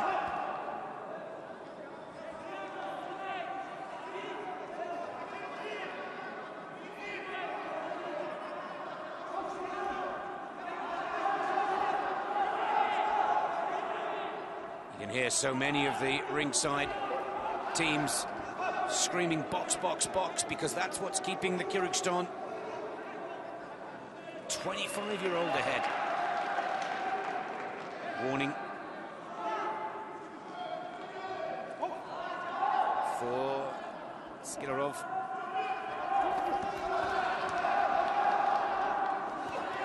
Good body shot with the right hook. Effective.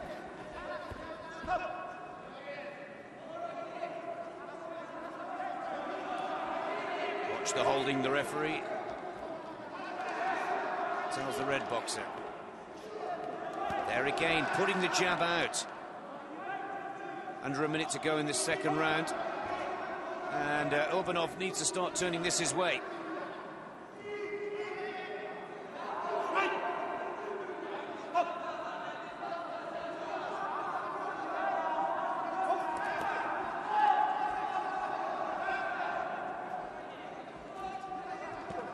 Another good shot to the body.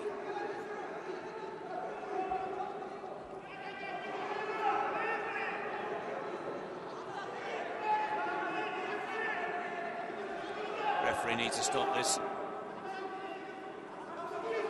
Boxers pushing each other apart.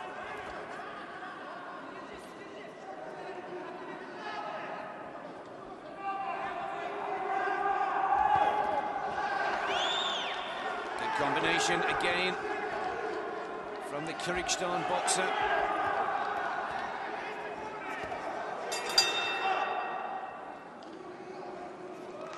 Oh, well, Urbanov has managed to turn that one around. 6-3 taking that second round.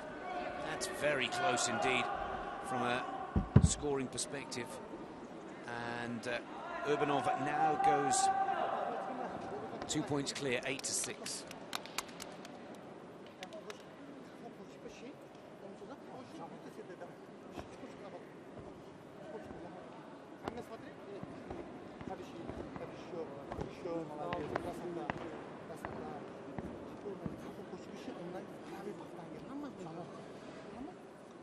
Well, some great work from Kurbanov to take this second round and take the advantage going into the third and final. Excellent counter-punching. Sklarov now has it to do again. I thought his jabbing had been one of the key characteristics and the key part to his point-scoring tactical plan, but Kurbanov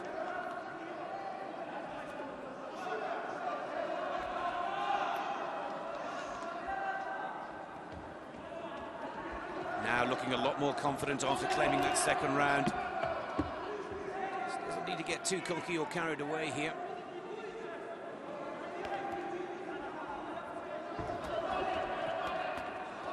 good combination from Kurbanov. Not all of them point scoring.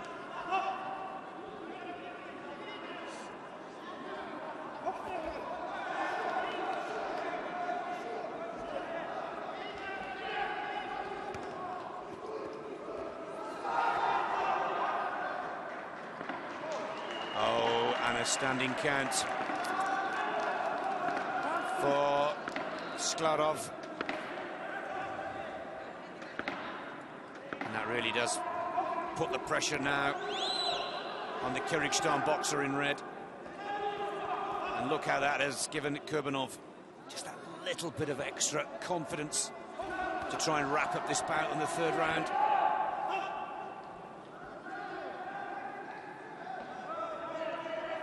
Sklarov now knows he needs to put everything on the line.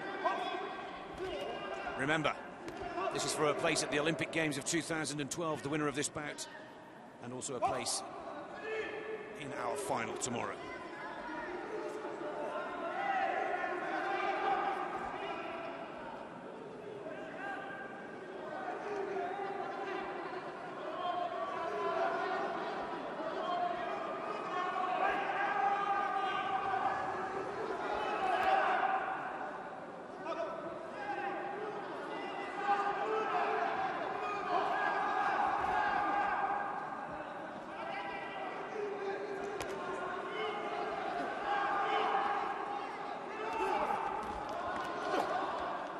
One minute to go in the third and final round.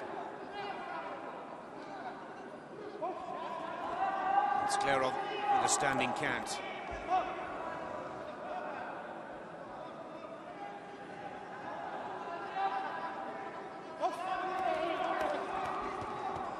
Well, the intensity just as high in this third round as it was in the first. Again, fantastic athleticism from both of these competitors. Oh, good point score there from Sklarov.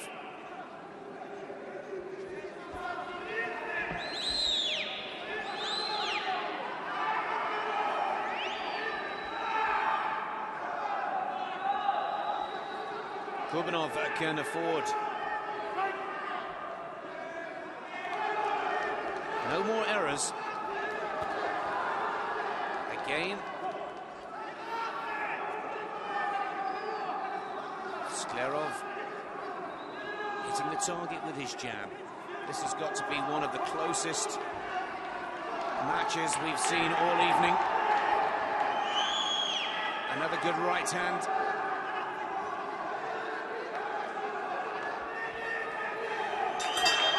That's it. Well, Kurbanov celebrates. That's one we'll definitely leave to our experienced and world-class judges here today. Very close fight.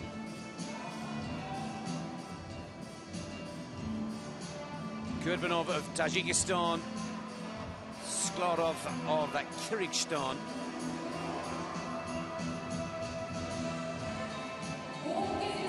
Kurbanov for me in the blue, and he's just done it. 12-7, very close bout indeed. But Yakon Kurbanov of Tajikistan goes through to the final and also earns his place at the London 2012 Summer Olympic Games. Special moment for this man.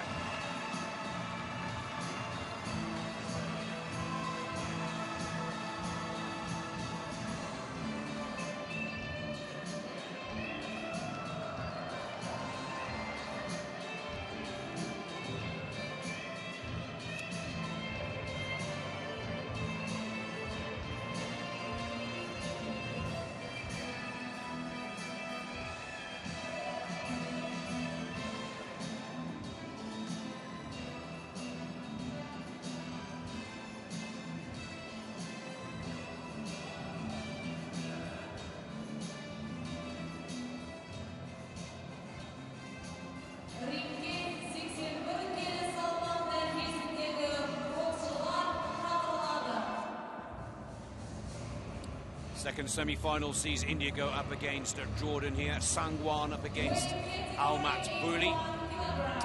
Almat Bouli in the blue corner and Sangwan of India in the red corner.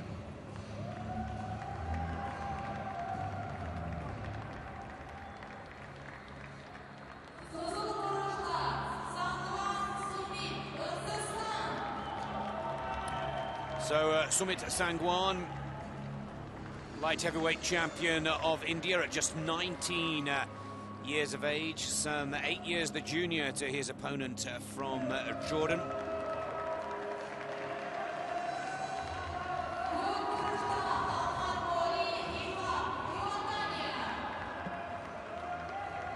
And Ihab Almat Bouli from Jordan. The 2011 Arab Games champion, the Jordanian national champion, 11th position in the World Championships in Baku, Azerbaijan last year. Yumanizov of Uzbekistan, the referee for this second semi-final in the light heavyweight division. Russia, Turkmenistan, England, Sweden and Germany, the 5 point-scoring judges for this semi-final. And again, the winner of this bout guaranteed a place at the London 2012 Games. That's what these Olympic qualifying competitions are all about. Tougher for some than others, with more or lesser places available in different weight categories. 3 in the light heavyweight division. Well, India, the most successful nation so far at these Asian qualifiers, with 5 of their boxers making these semi-finals.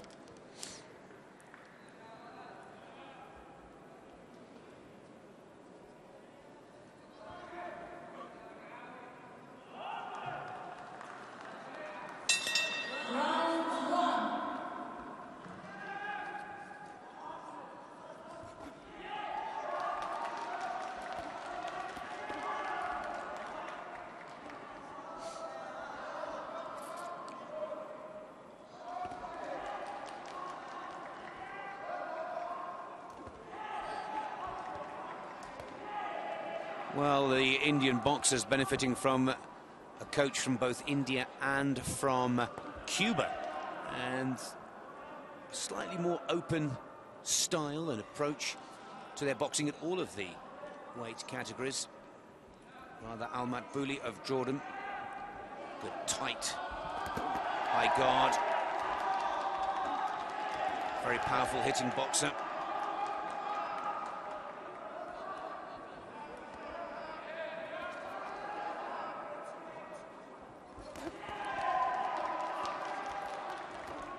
Both these boxers with impressive victories in their quarter-final rounds. But Almat Bouli, by far the more experienced of the two, 8 years the senior. 7 years, I should say, the senior to Sangwan of India.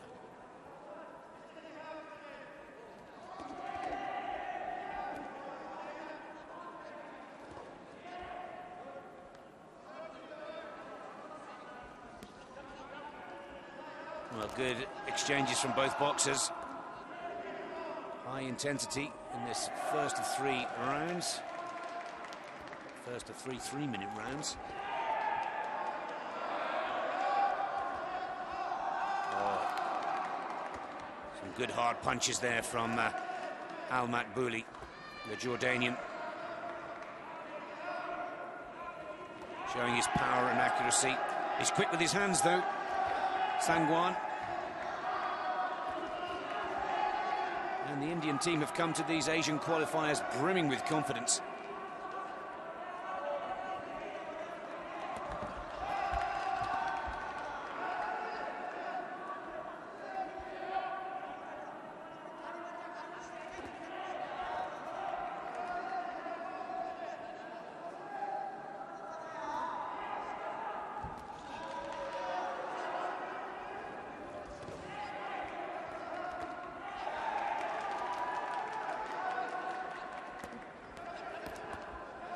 Good combination in the closing seconds here from Almatbouli.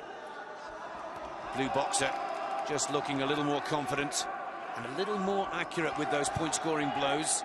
Sangwan not afraid to counter, but again a lovely 1-2. First with the left jab, then with the right. Straight punches from Almatbouli. Well, it might have been a strong finish, but the judges have Sangwan of India 5-3 ahead of Almatbouli. Good start for Sangwan, scoring points in the first exchanges, first 30 seconds of the 3 minutes. But Almatbouli finding his rhythm towards the end of that round. An important 2-point advantage going into the second round for the Indian. Sumit Sangwan in the red corner.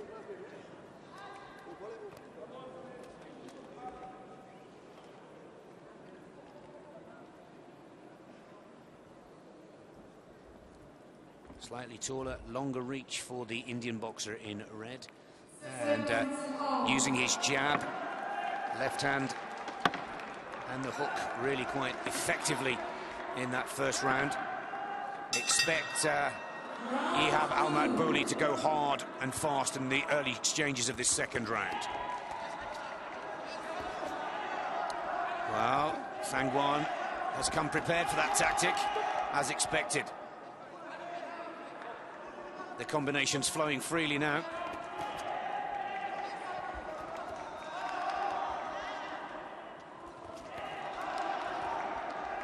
Needs to stay calm, Almatbouli. Slight sense of urgency will give the Indian the openings that he's looking for. Clearly not happy with that score of the first round. Almatbouli needs to let his punches do the talking.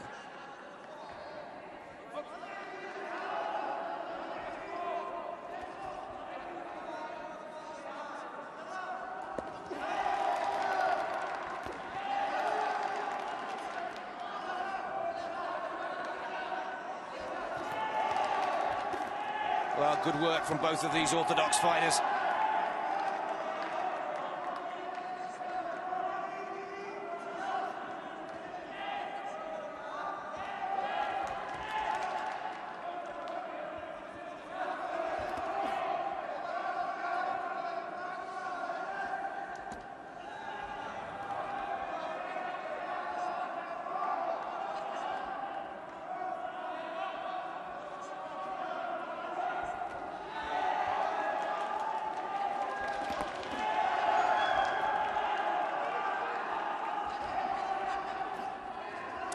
Almost connecting with the right uppercut there, Almatbouli, and again, this time from an uppercut to a hook.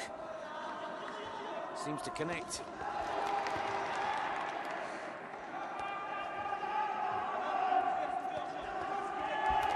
Good counter-punching from Sangwan. Watch the inside of the glove. The referee instructs Almatbouli. Nice 1-2 from Sangwan.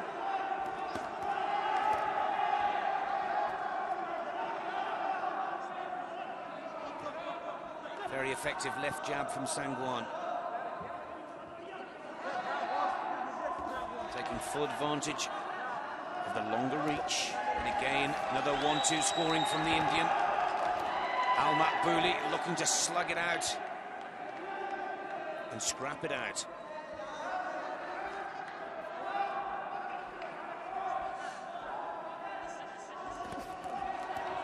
That's a good combination from the Jordanian boxer. Two beautiful jabs from Sangwan. Great work. And two vital point scores in this second round as we reach the closing seconds, just 10 to go. Almatbouli, good uppercut and close in work.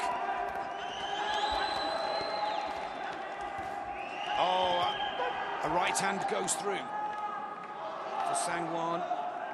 Must watch the inside of the glove again for Almatbouli. Oh.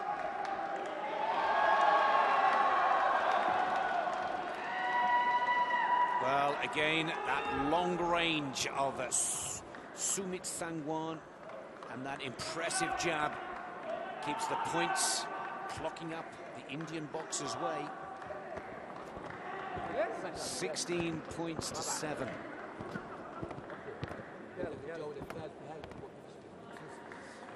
And now Ihab Al-Makbouli. What can he do in this third round? A lot of his punches connecting with the outside of the arm and the shoulder.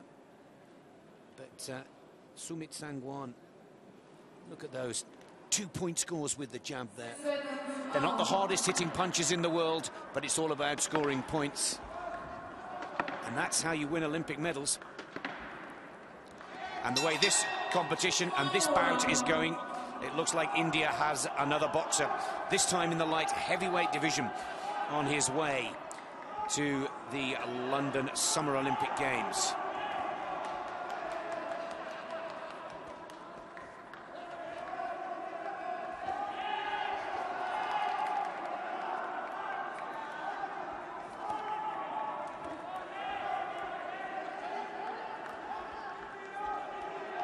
That height advantage, that reach, has been put to good stead here.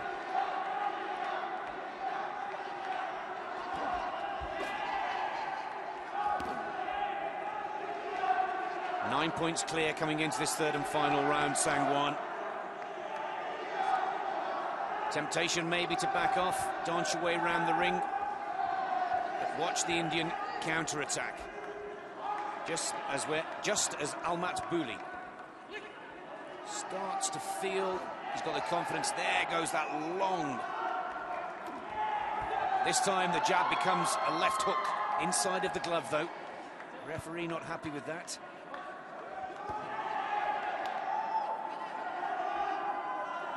Mixing it up lovely. If it doesn't start with the jab, the right comes firing in as well. That's a better score from Al-Makbouli.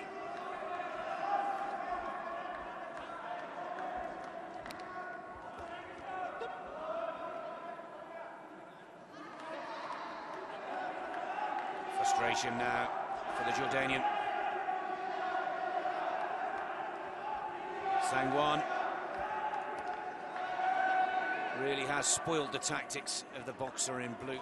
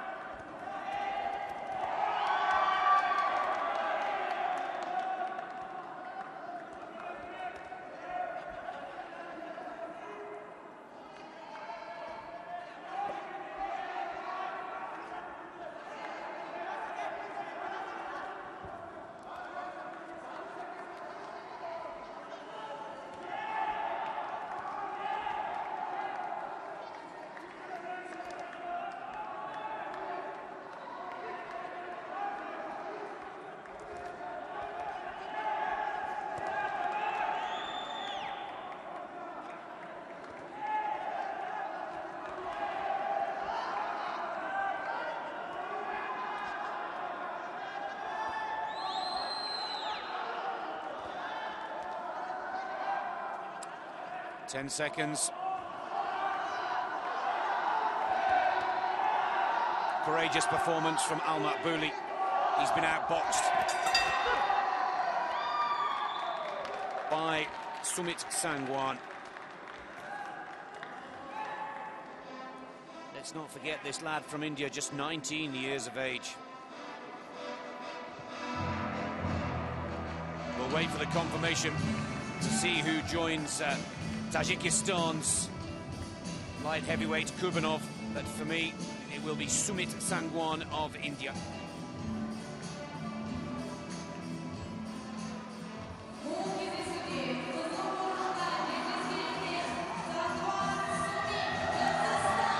Sumit Sangwan, 24-12, emphatic semi-final win for the Indian teenager, and what a final that promises to be. Kurbanov, a powerful boxer who's used to the taller opponents, will go up against Sangwan, the tallest of all the light heavyweight boxers in this tournament here in Astana, Kazakhstan.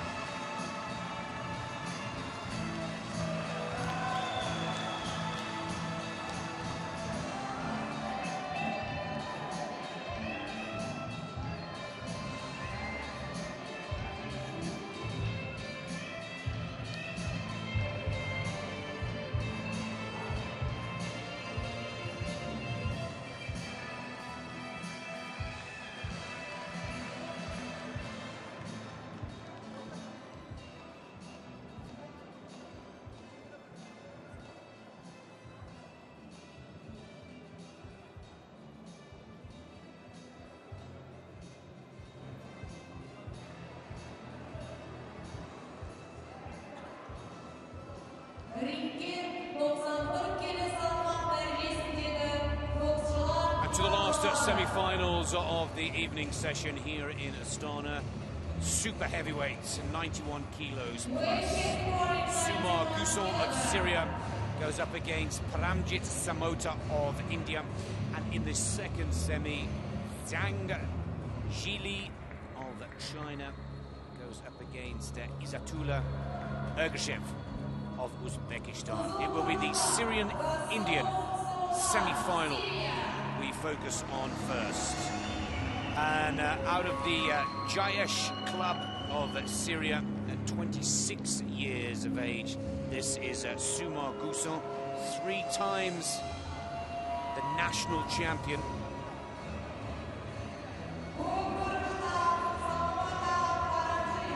By to the semi-finals for this man. First time we've seen him in action here in Astana, up against Paramjit Samota of India. India have been having a fantastic Asian Olympic qualifying tournament so far here.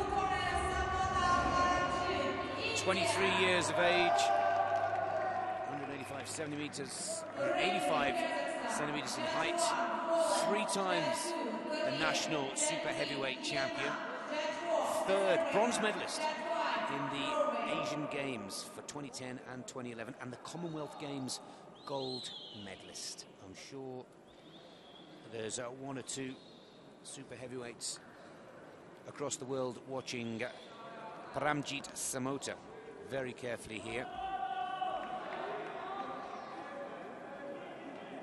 Poland, Korea, Vietnam, Azerbaijan and Norway hosting the 5 judges for the first of the super heavyweight semi-finals.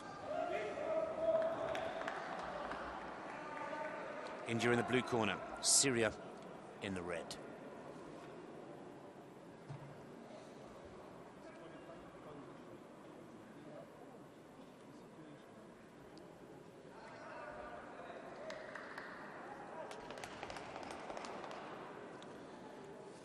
Well, no fight without any gloves, I'm afraid.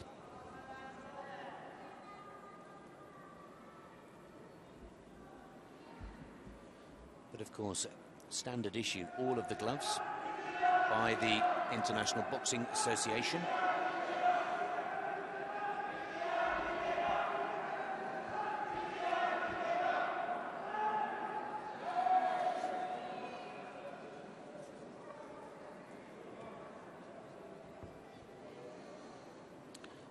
Well, Zhang Jili of China, who will come in the second semi-final, is the big favourite to take the super heavyweight category, and it will only be the winner of this weight division who earns the place at the London 2012. So for many of the boxers, the semi-finals has been the achievement that they've come here for. For some, just reaching the semi-finals was good enough, but not for the super heavyweight boxers. You've got to go right the way to the end of the tournament. You've got to win tomorrow in the finals here, starting at 2 p.m. local time here in Astana. Make a note of that in your diaries, because you will see some of the world's finest boxers in action to bring this thrilling tournament to a close. But for now, let's get into the first of the 2 semis for the super heavyweight division. Guson in the red for Syria, Samota for India in the blue.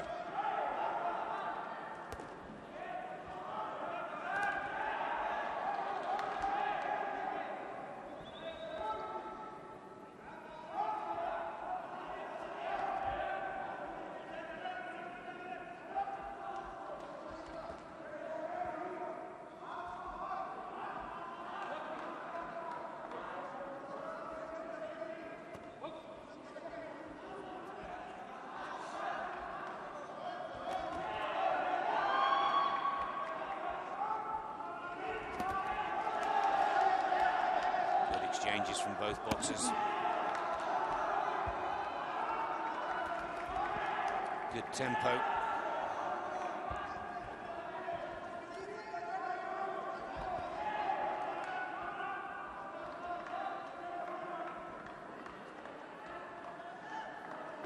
Halfway through the first, evenly matched.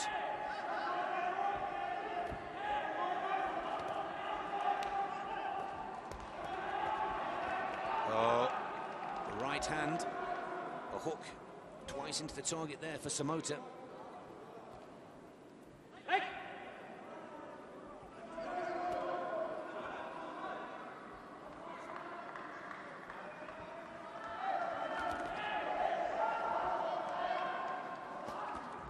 Oh, right through the defence there of Goosen. A hard-hitting combination, and again. Right hand effective from the Syrian, and another hard-hitting combination. Good footwork as well from Goosen for a big man. Nicely balanced, working his way through the angles out of the corner. He's in the corner once again. Works his way around, covers up tight.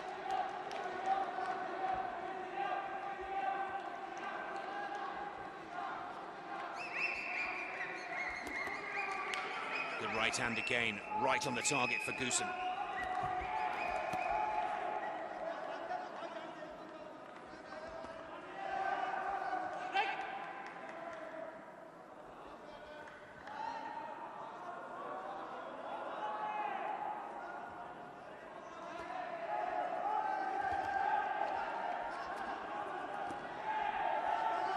Good work with the jab for Samota. Stepping forwards with that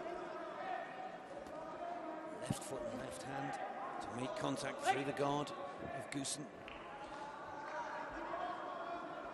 Good first round for both boxers.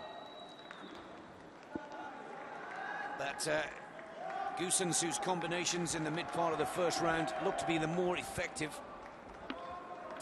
And it is a 6-3. 3-point lead for Goosen after the first round. Some impressive scoring shots there halfway through.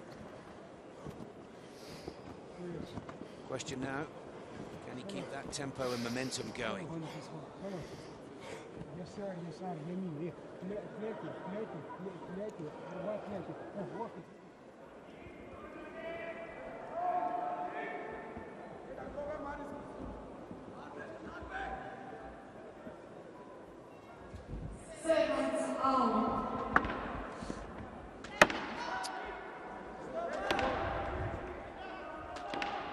Second round.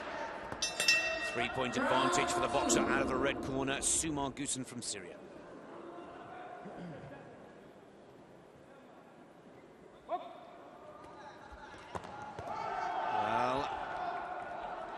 Samota starts the second round as he did the first, wants to get on with it. No fancy talking or work here. Samota not happy to be trailing by 3, but Goosen has the counter punches to match.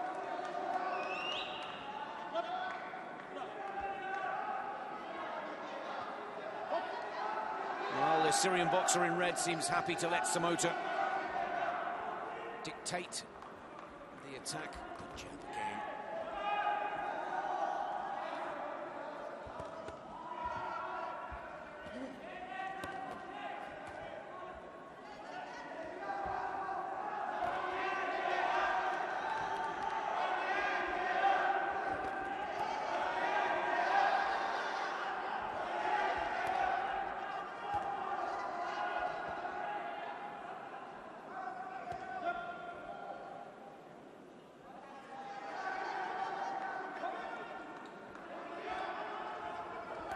Ramjit Samota.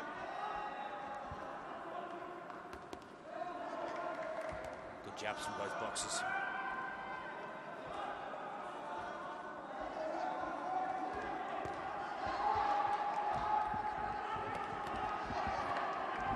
Good body work as well from Samota of India.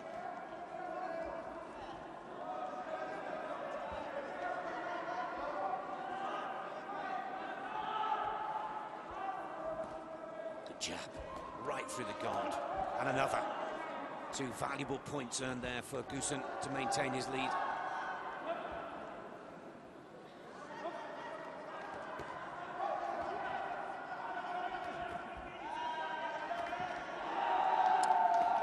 Oh, a good jab again from Samota.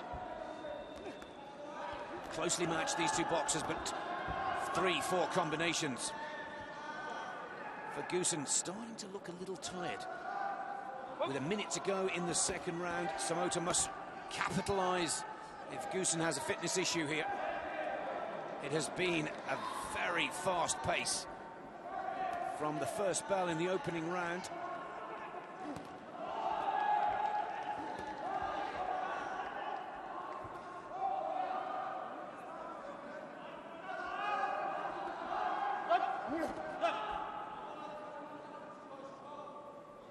Just watch the elbow. Samota warned.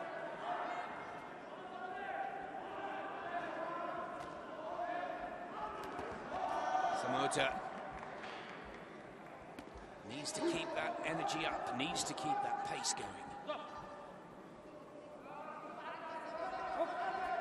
Not throwing as many punches, but Goosen's combinations are just that fractionally more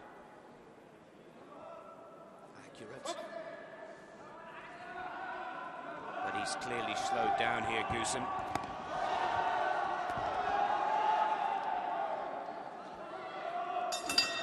End of round two.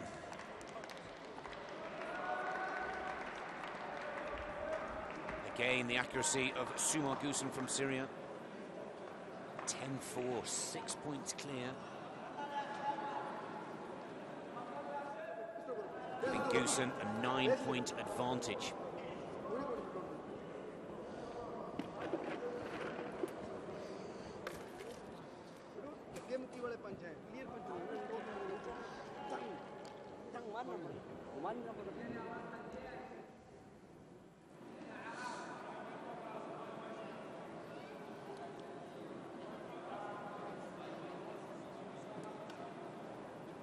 All of those punches scoring for Goosen. Spotting the openings. He may look a little tired, may look a little cumbersome, but for a big man, his accuracy of punch is most impressive. And that is what's given Sumar Goosen for Syria 9-point clear advantage going into this third and final round. 3 minutes for Paramjit Samota of India to try and turn this one around. Once again, Goosen. Well,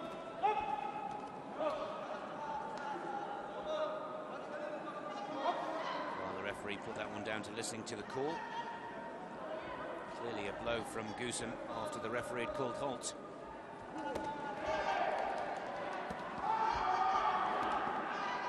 Body work from Samota and a right hook.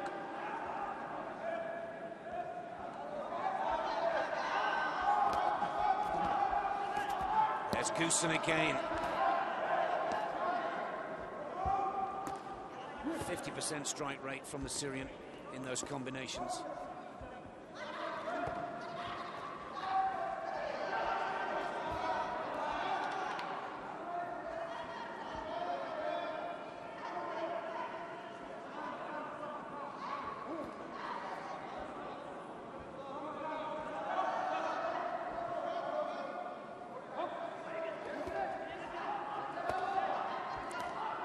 Again, as Samota just throws those punches into the guard, Goosen counters with two hard-hitting combinations right through the guard of Samota to collect the point score.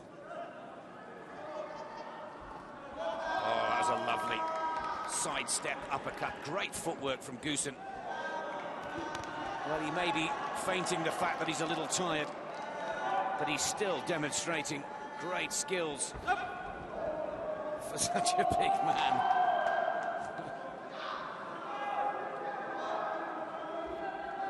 Not sure he'd want to go much further than 3 3-minute rounds, Goosen, but you have to respect his counter-attacks. His defence is excellent. Samota getting very few of those punches through the guard. And Goosen completely the opposite.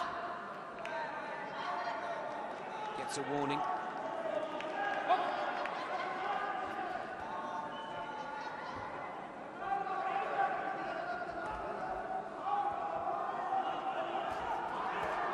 again.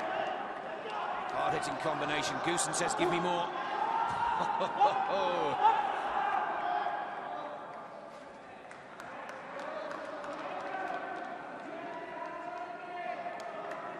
Well, not listening to the referee's instruction. A warning for Samota. Again, Goosen. 25 seconds left on the clock. Well, India have had a fantastic day here at the semi-finals in Astana, Kazakhstan, but it looks to me that this one belongs to Syria. That's Goosen. Down on the canvas once again, but not for the reason that the Indian fans would like.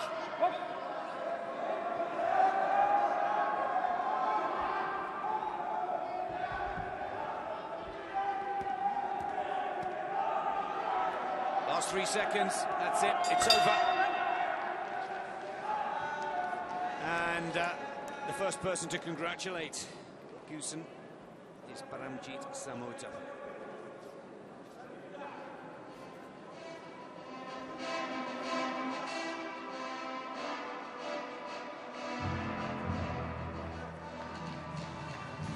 Very impressive work from Sumar Goosen in the super heavyweight division.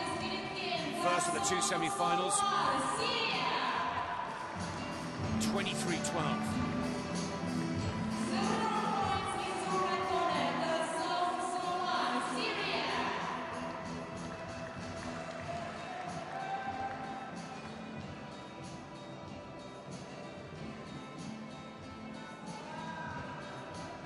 Comfortably winning all 3 rounds. Both boxers given a warning from the referee, but Goosen, very powerful, accurate counter-attacks, goes through to the final of the super heavyweight division.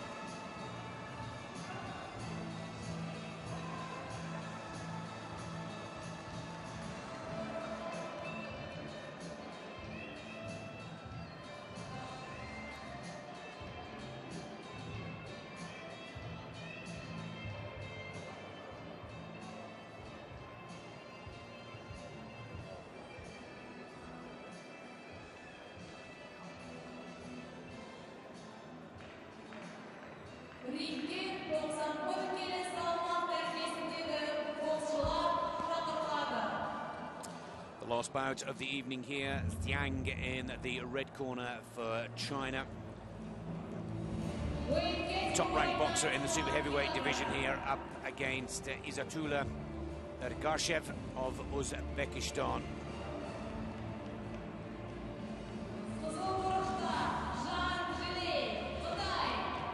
Jiang Zhili of China, 28 years of age, 200 centimeters in tall, 117 kilograms in weight, from Henan.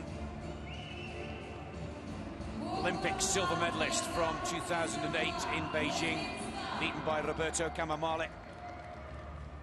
World Championship medalist in Chicago 2007 and 2009, 2 bronze medals, up against the newcomer from Uzbekistan at just 20 years of age, 8 years the junior to the Chinese boxer Izzatullah Ergashev.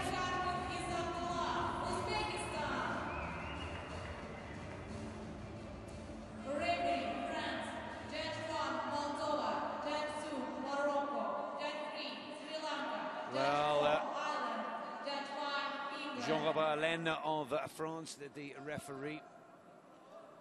Chinese boxer, a giant of a man.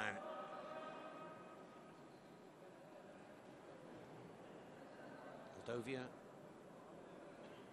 Mauritius, Sri Lanka, Ireland and England, 5 judges. Well,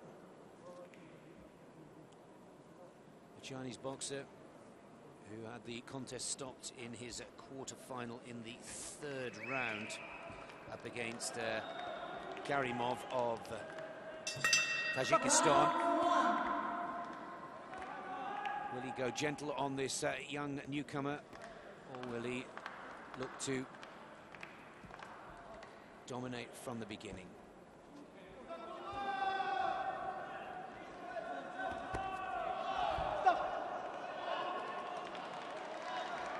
first body punch. And Ergashev already on the canvas.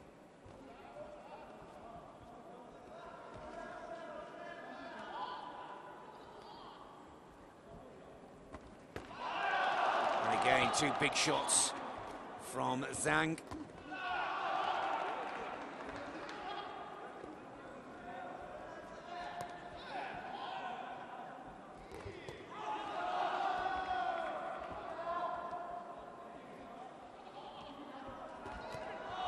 Again, fast work with the jab, powerful.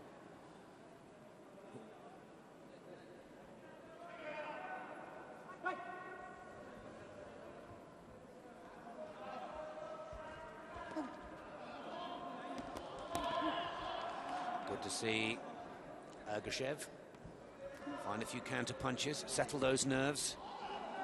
Not easy going in against the Olympic silver medalist. First time the youngster has reached a semi-final in a major international tournament at this point in his young career.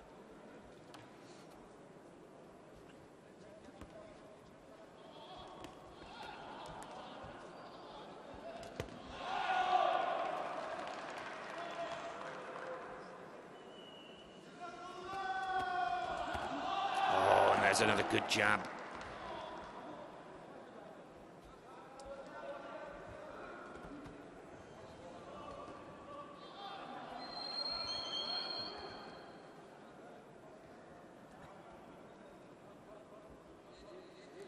Well, the orthodox boxer in the blue, southpaw in the red.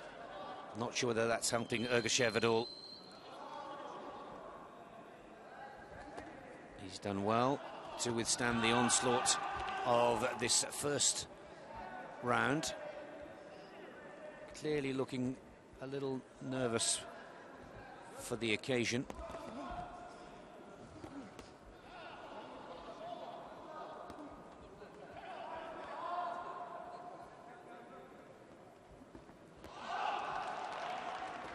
But Zhang has come here very focused athlete, looking for his second Olympic medal in London this coming August. 10 seconds on the clock. Another big hit at the inside of the glove. And a warning from the referee. Not an official warning. Just brought to the attention of the boxer. End of the first round. Well, harsh and hard, the screams from many of the crowd, but Zhang goes 5-0 up. Not a point scored for Ergashev of Uzbekistan. Very nervous in the opening exchanges. Now, it'll be interesting to see if Zhang tries to wrap this up before the end and join Sumar Gusen in the final tomorrow afternoon here in Astana. Kazakhstan's capital, of course, the world's largest continent. You can see one or two of those punches shuddering the youngster.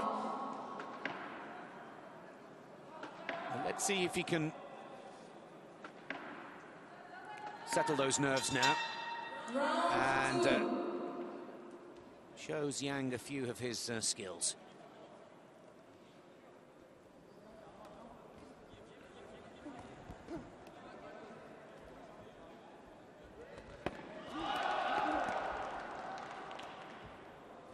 Sure, the word from the Uzbeki corner has been all about these are the kind of giants you're going to meet if you're to continue a boxing at the elite level in the amateurs.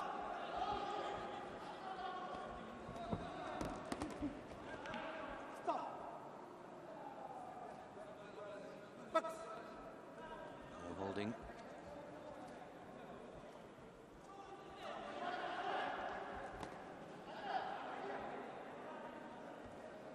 Just teasing with that right, the big left hand. Poised to strike for Zhang in the red.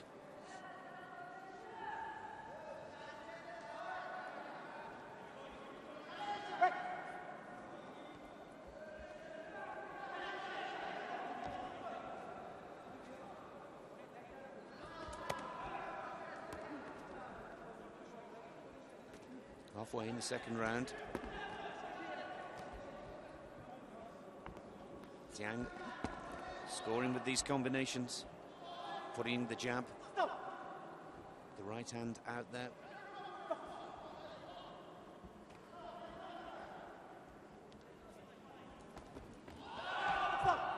Combination there, but pulling.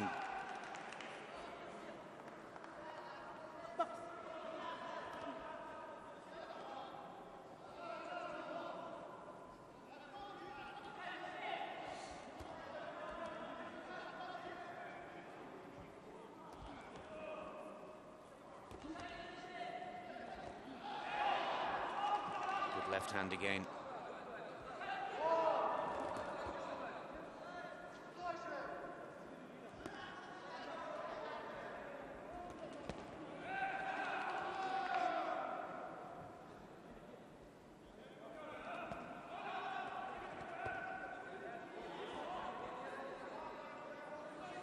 That reach advantage really making life difficult for Izatullah.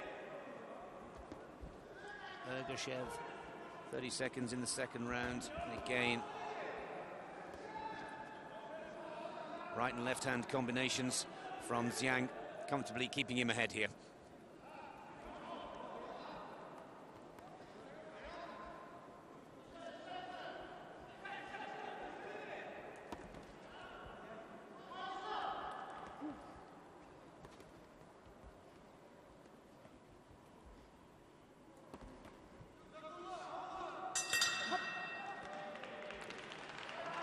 Well, 1 point on the board for the Uzbeki boxer, Ergashev. 5 behind in that round, and 10 behind after 2 rounds.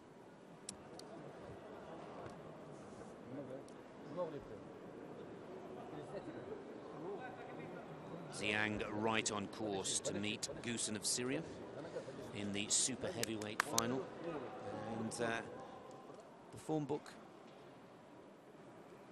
and our rankings going to the format or the flow as expected. And so good to see Zhang, or it will be so good to see Zhang head back to the Olympic Games for the 2nd time in his career and maybe at a gold. And that's enough. The Uzbekistan corner have thrown in the towel. Enough is enough. Hardly surprising, really, after quite a serious set of punches and combinations, to see Zhang Zili of China take the last bout of the evening to join Sumar Gusen in the final of the men's super heavyweight decision. Look forward to Gusen of Syria giving the big man from China on the left of your screens a run for his money in tomorrow's super heavyweight division. A very powerful display, a retirement win for Zhang in what has been a very impressive evening's boxing here in the Daulat Sports Complex in Astana, Kazakhstan. 11-1 after 2 rounds, and that brings our coverage of the Asian Olympic qualifying event to a close for today. If you're watching our coverage live here, please be sure to join us at 2 p.m. local time here in Kazakhstan for the finals. We'll start with the light flyweight, fly, bantam, lightweight, light welter,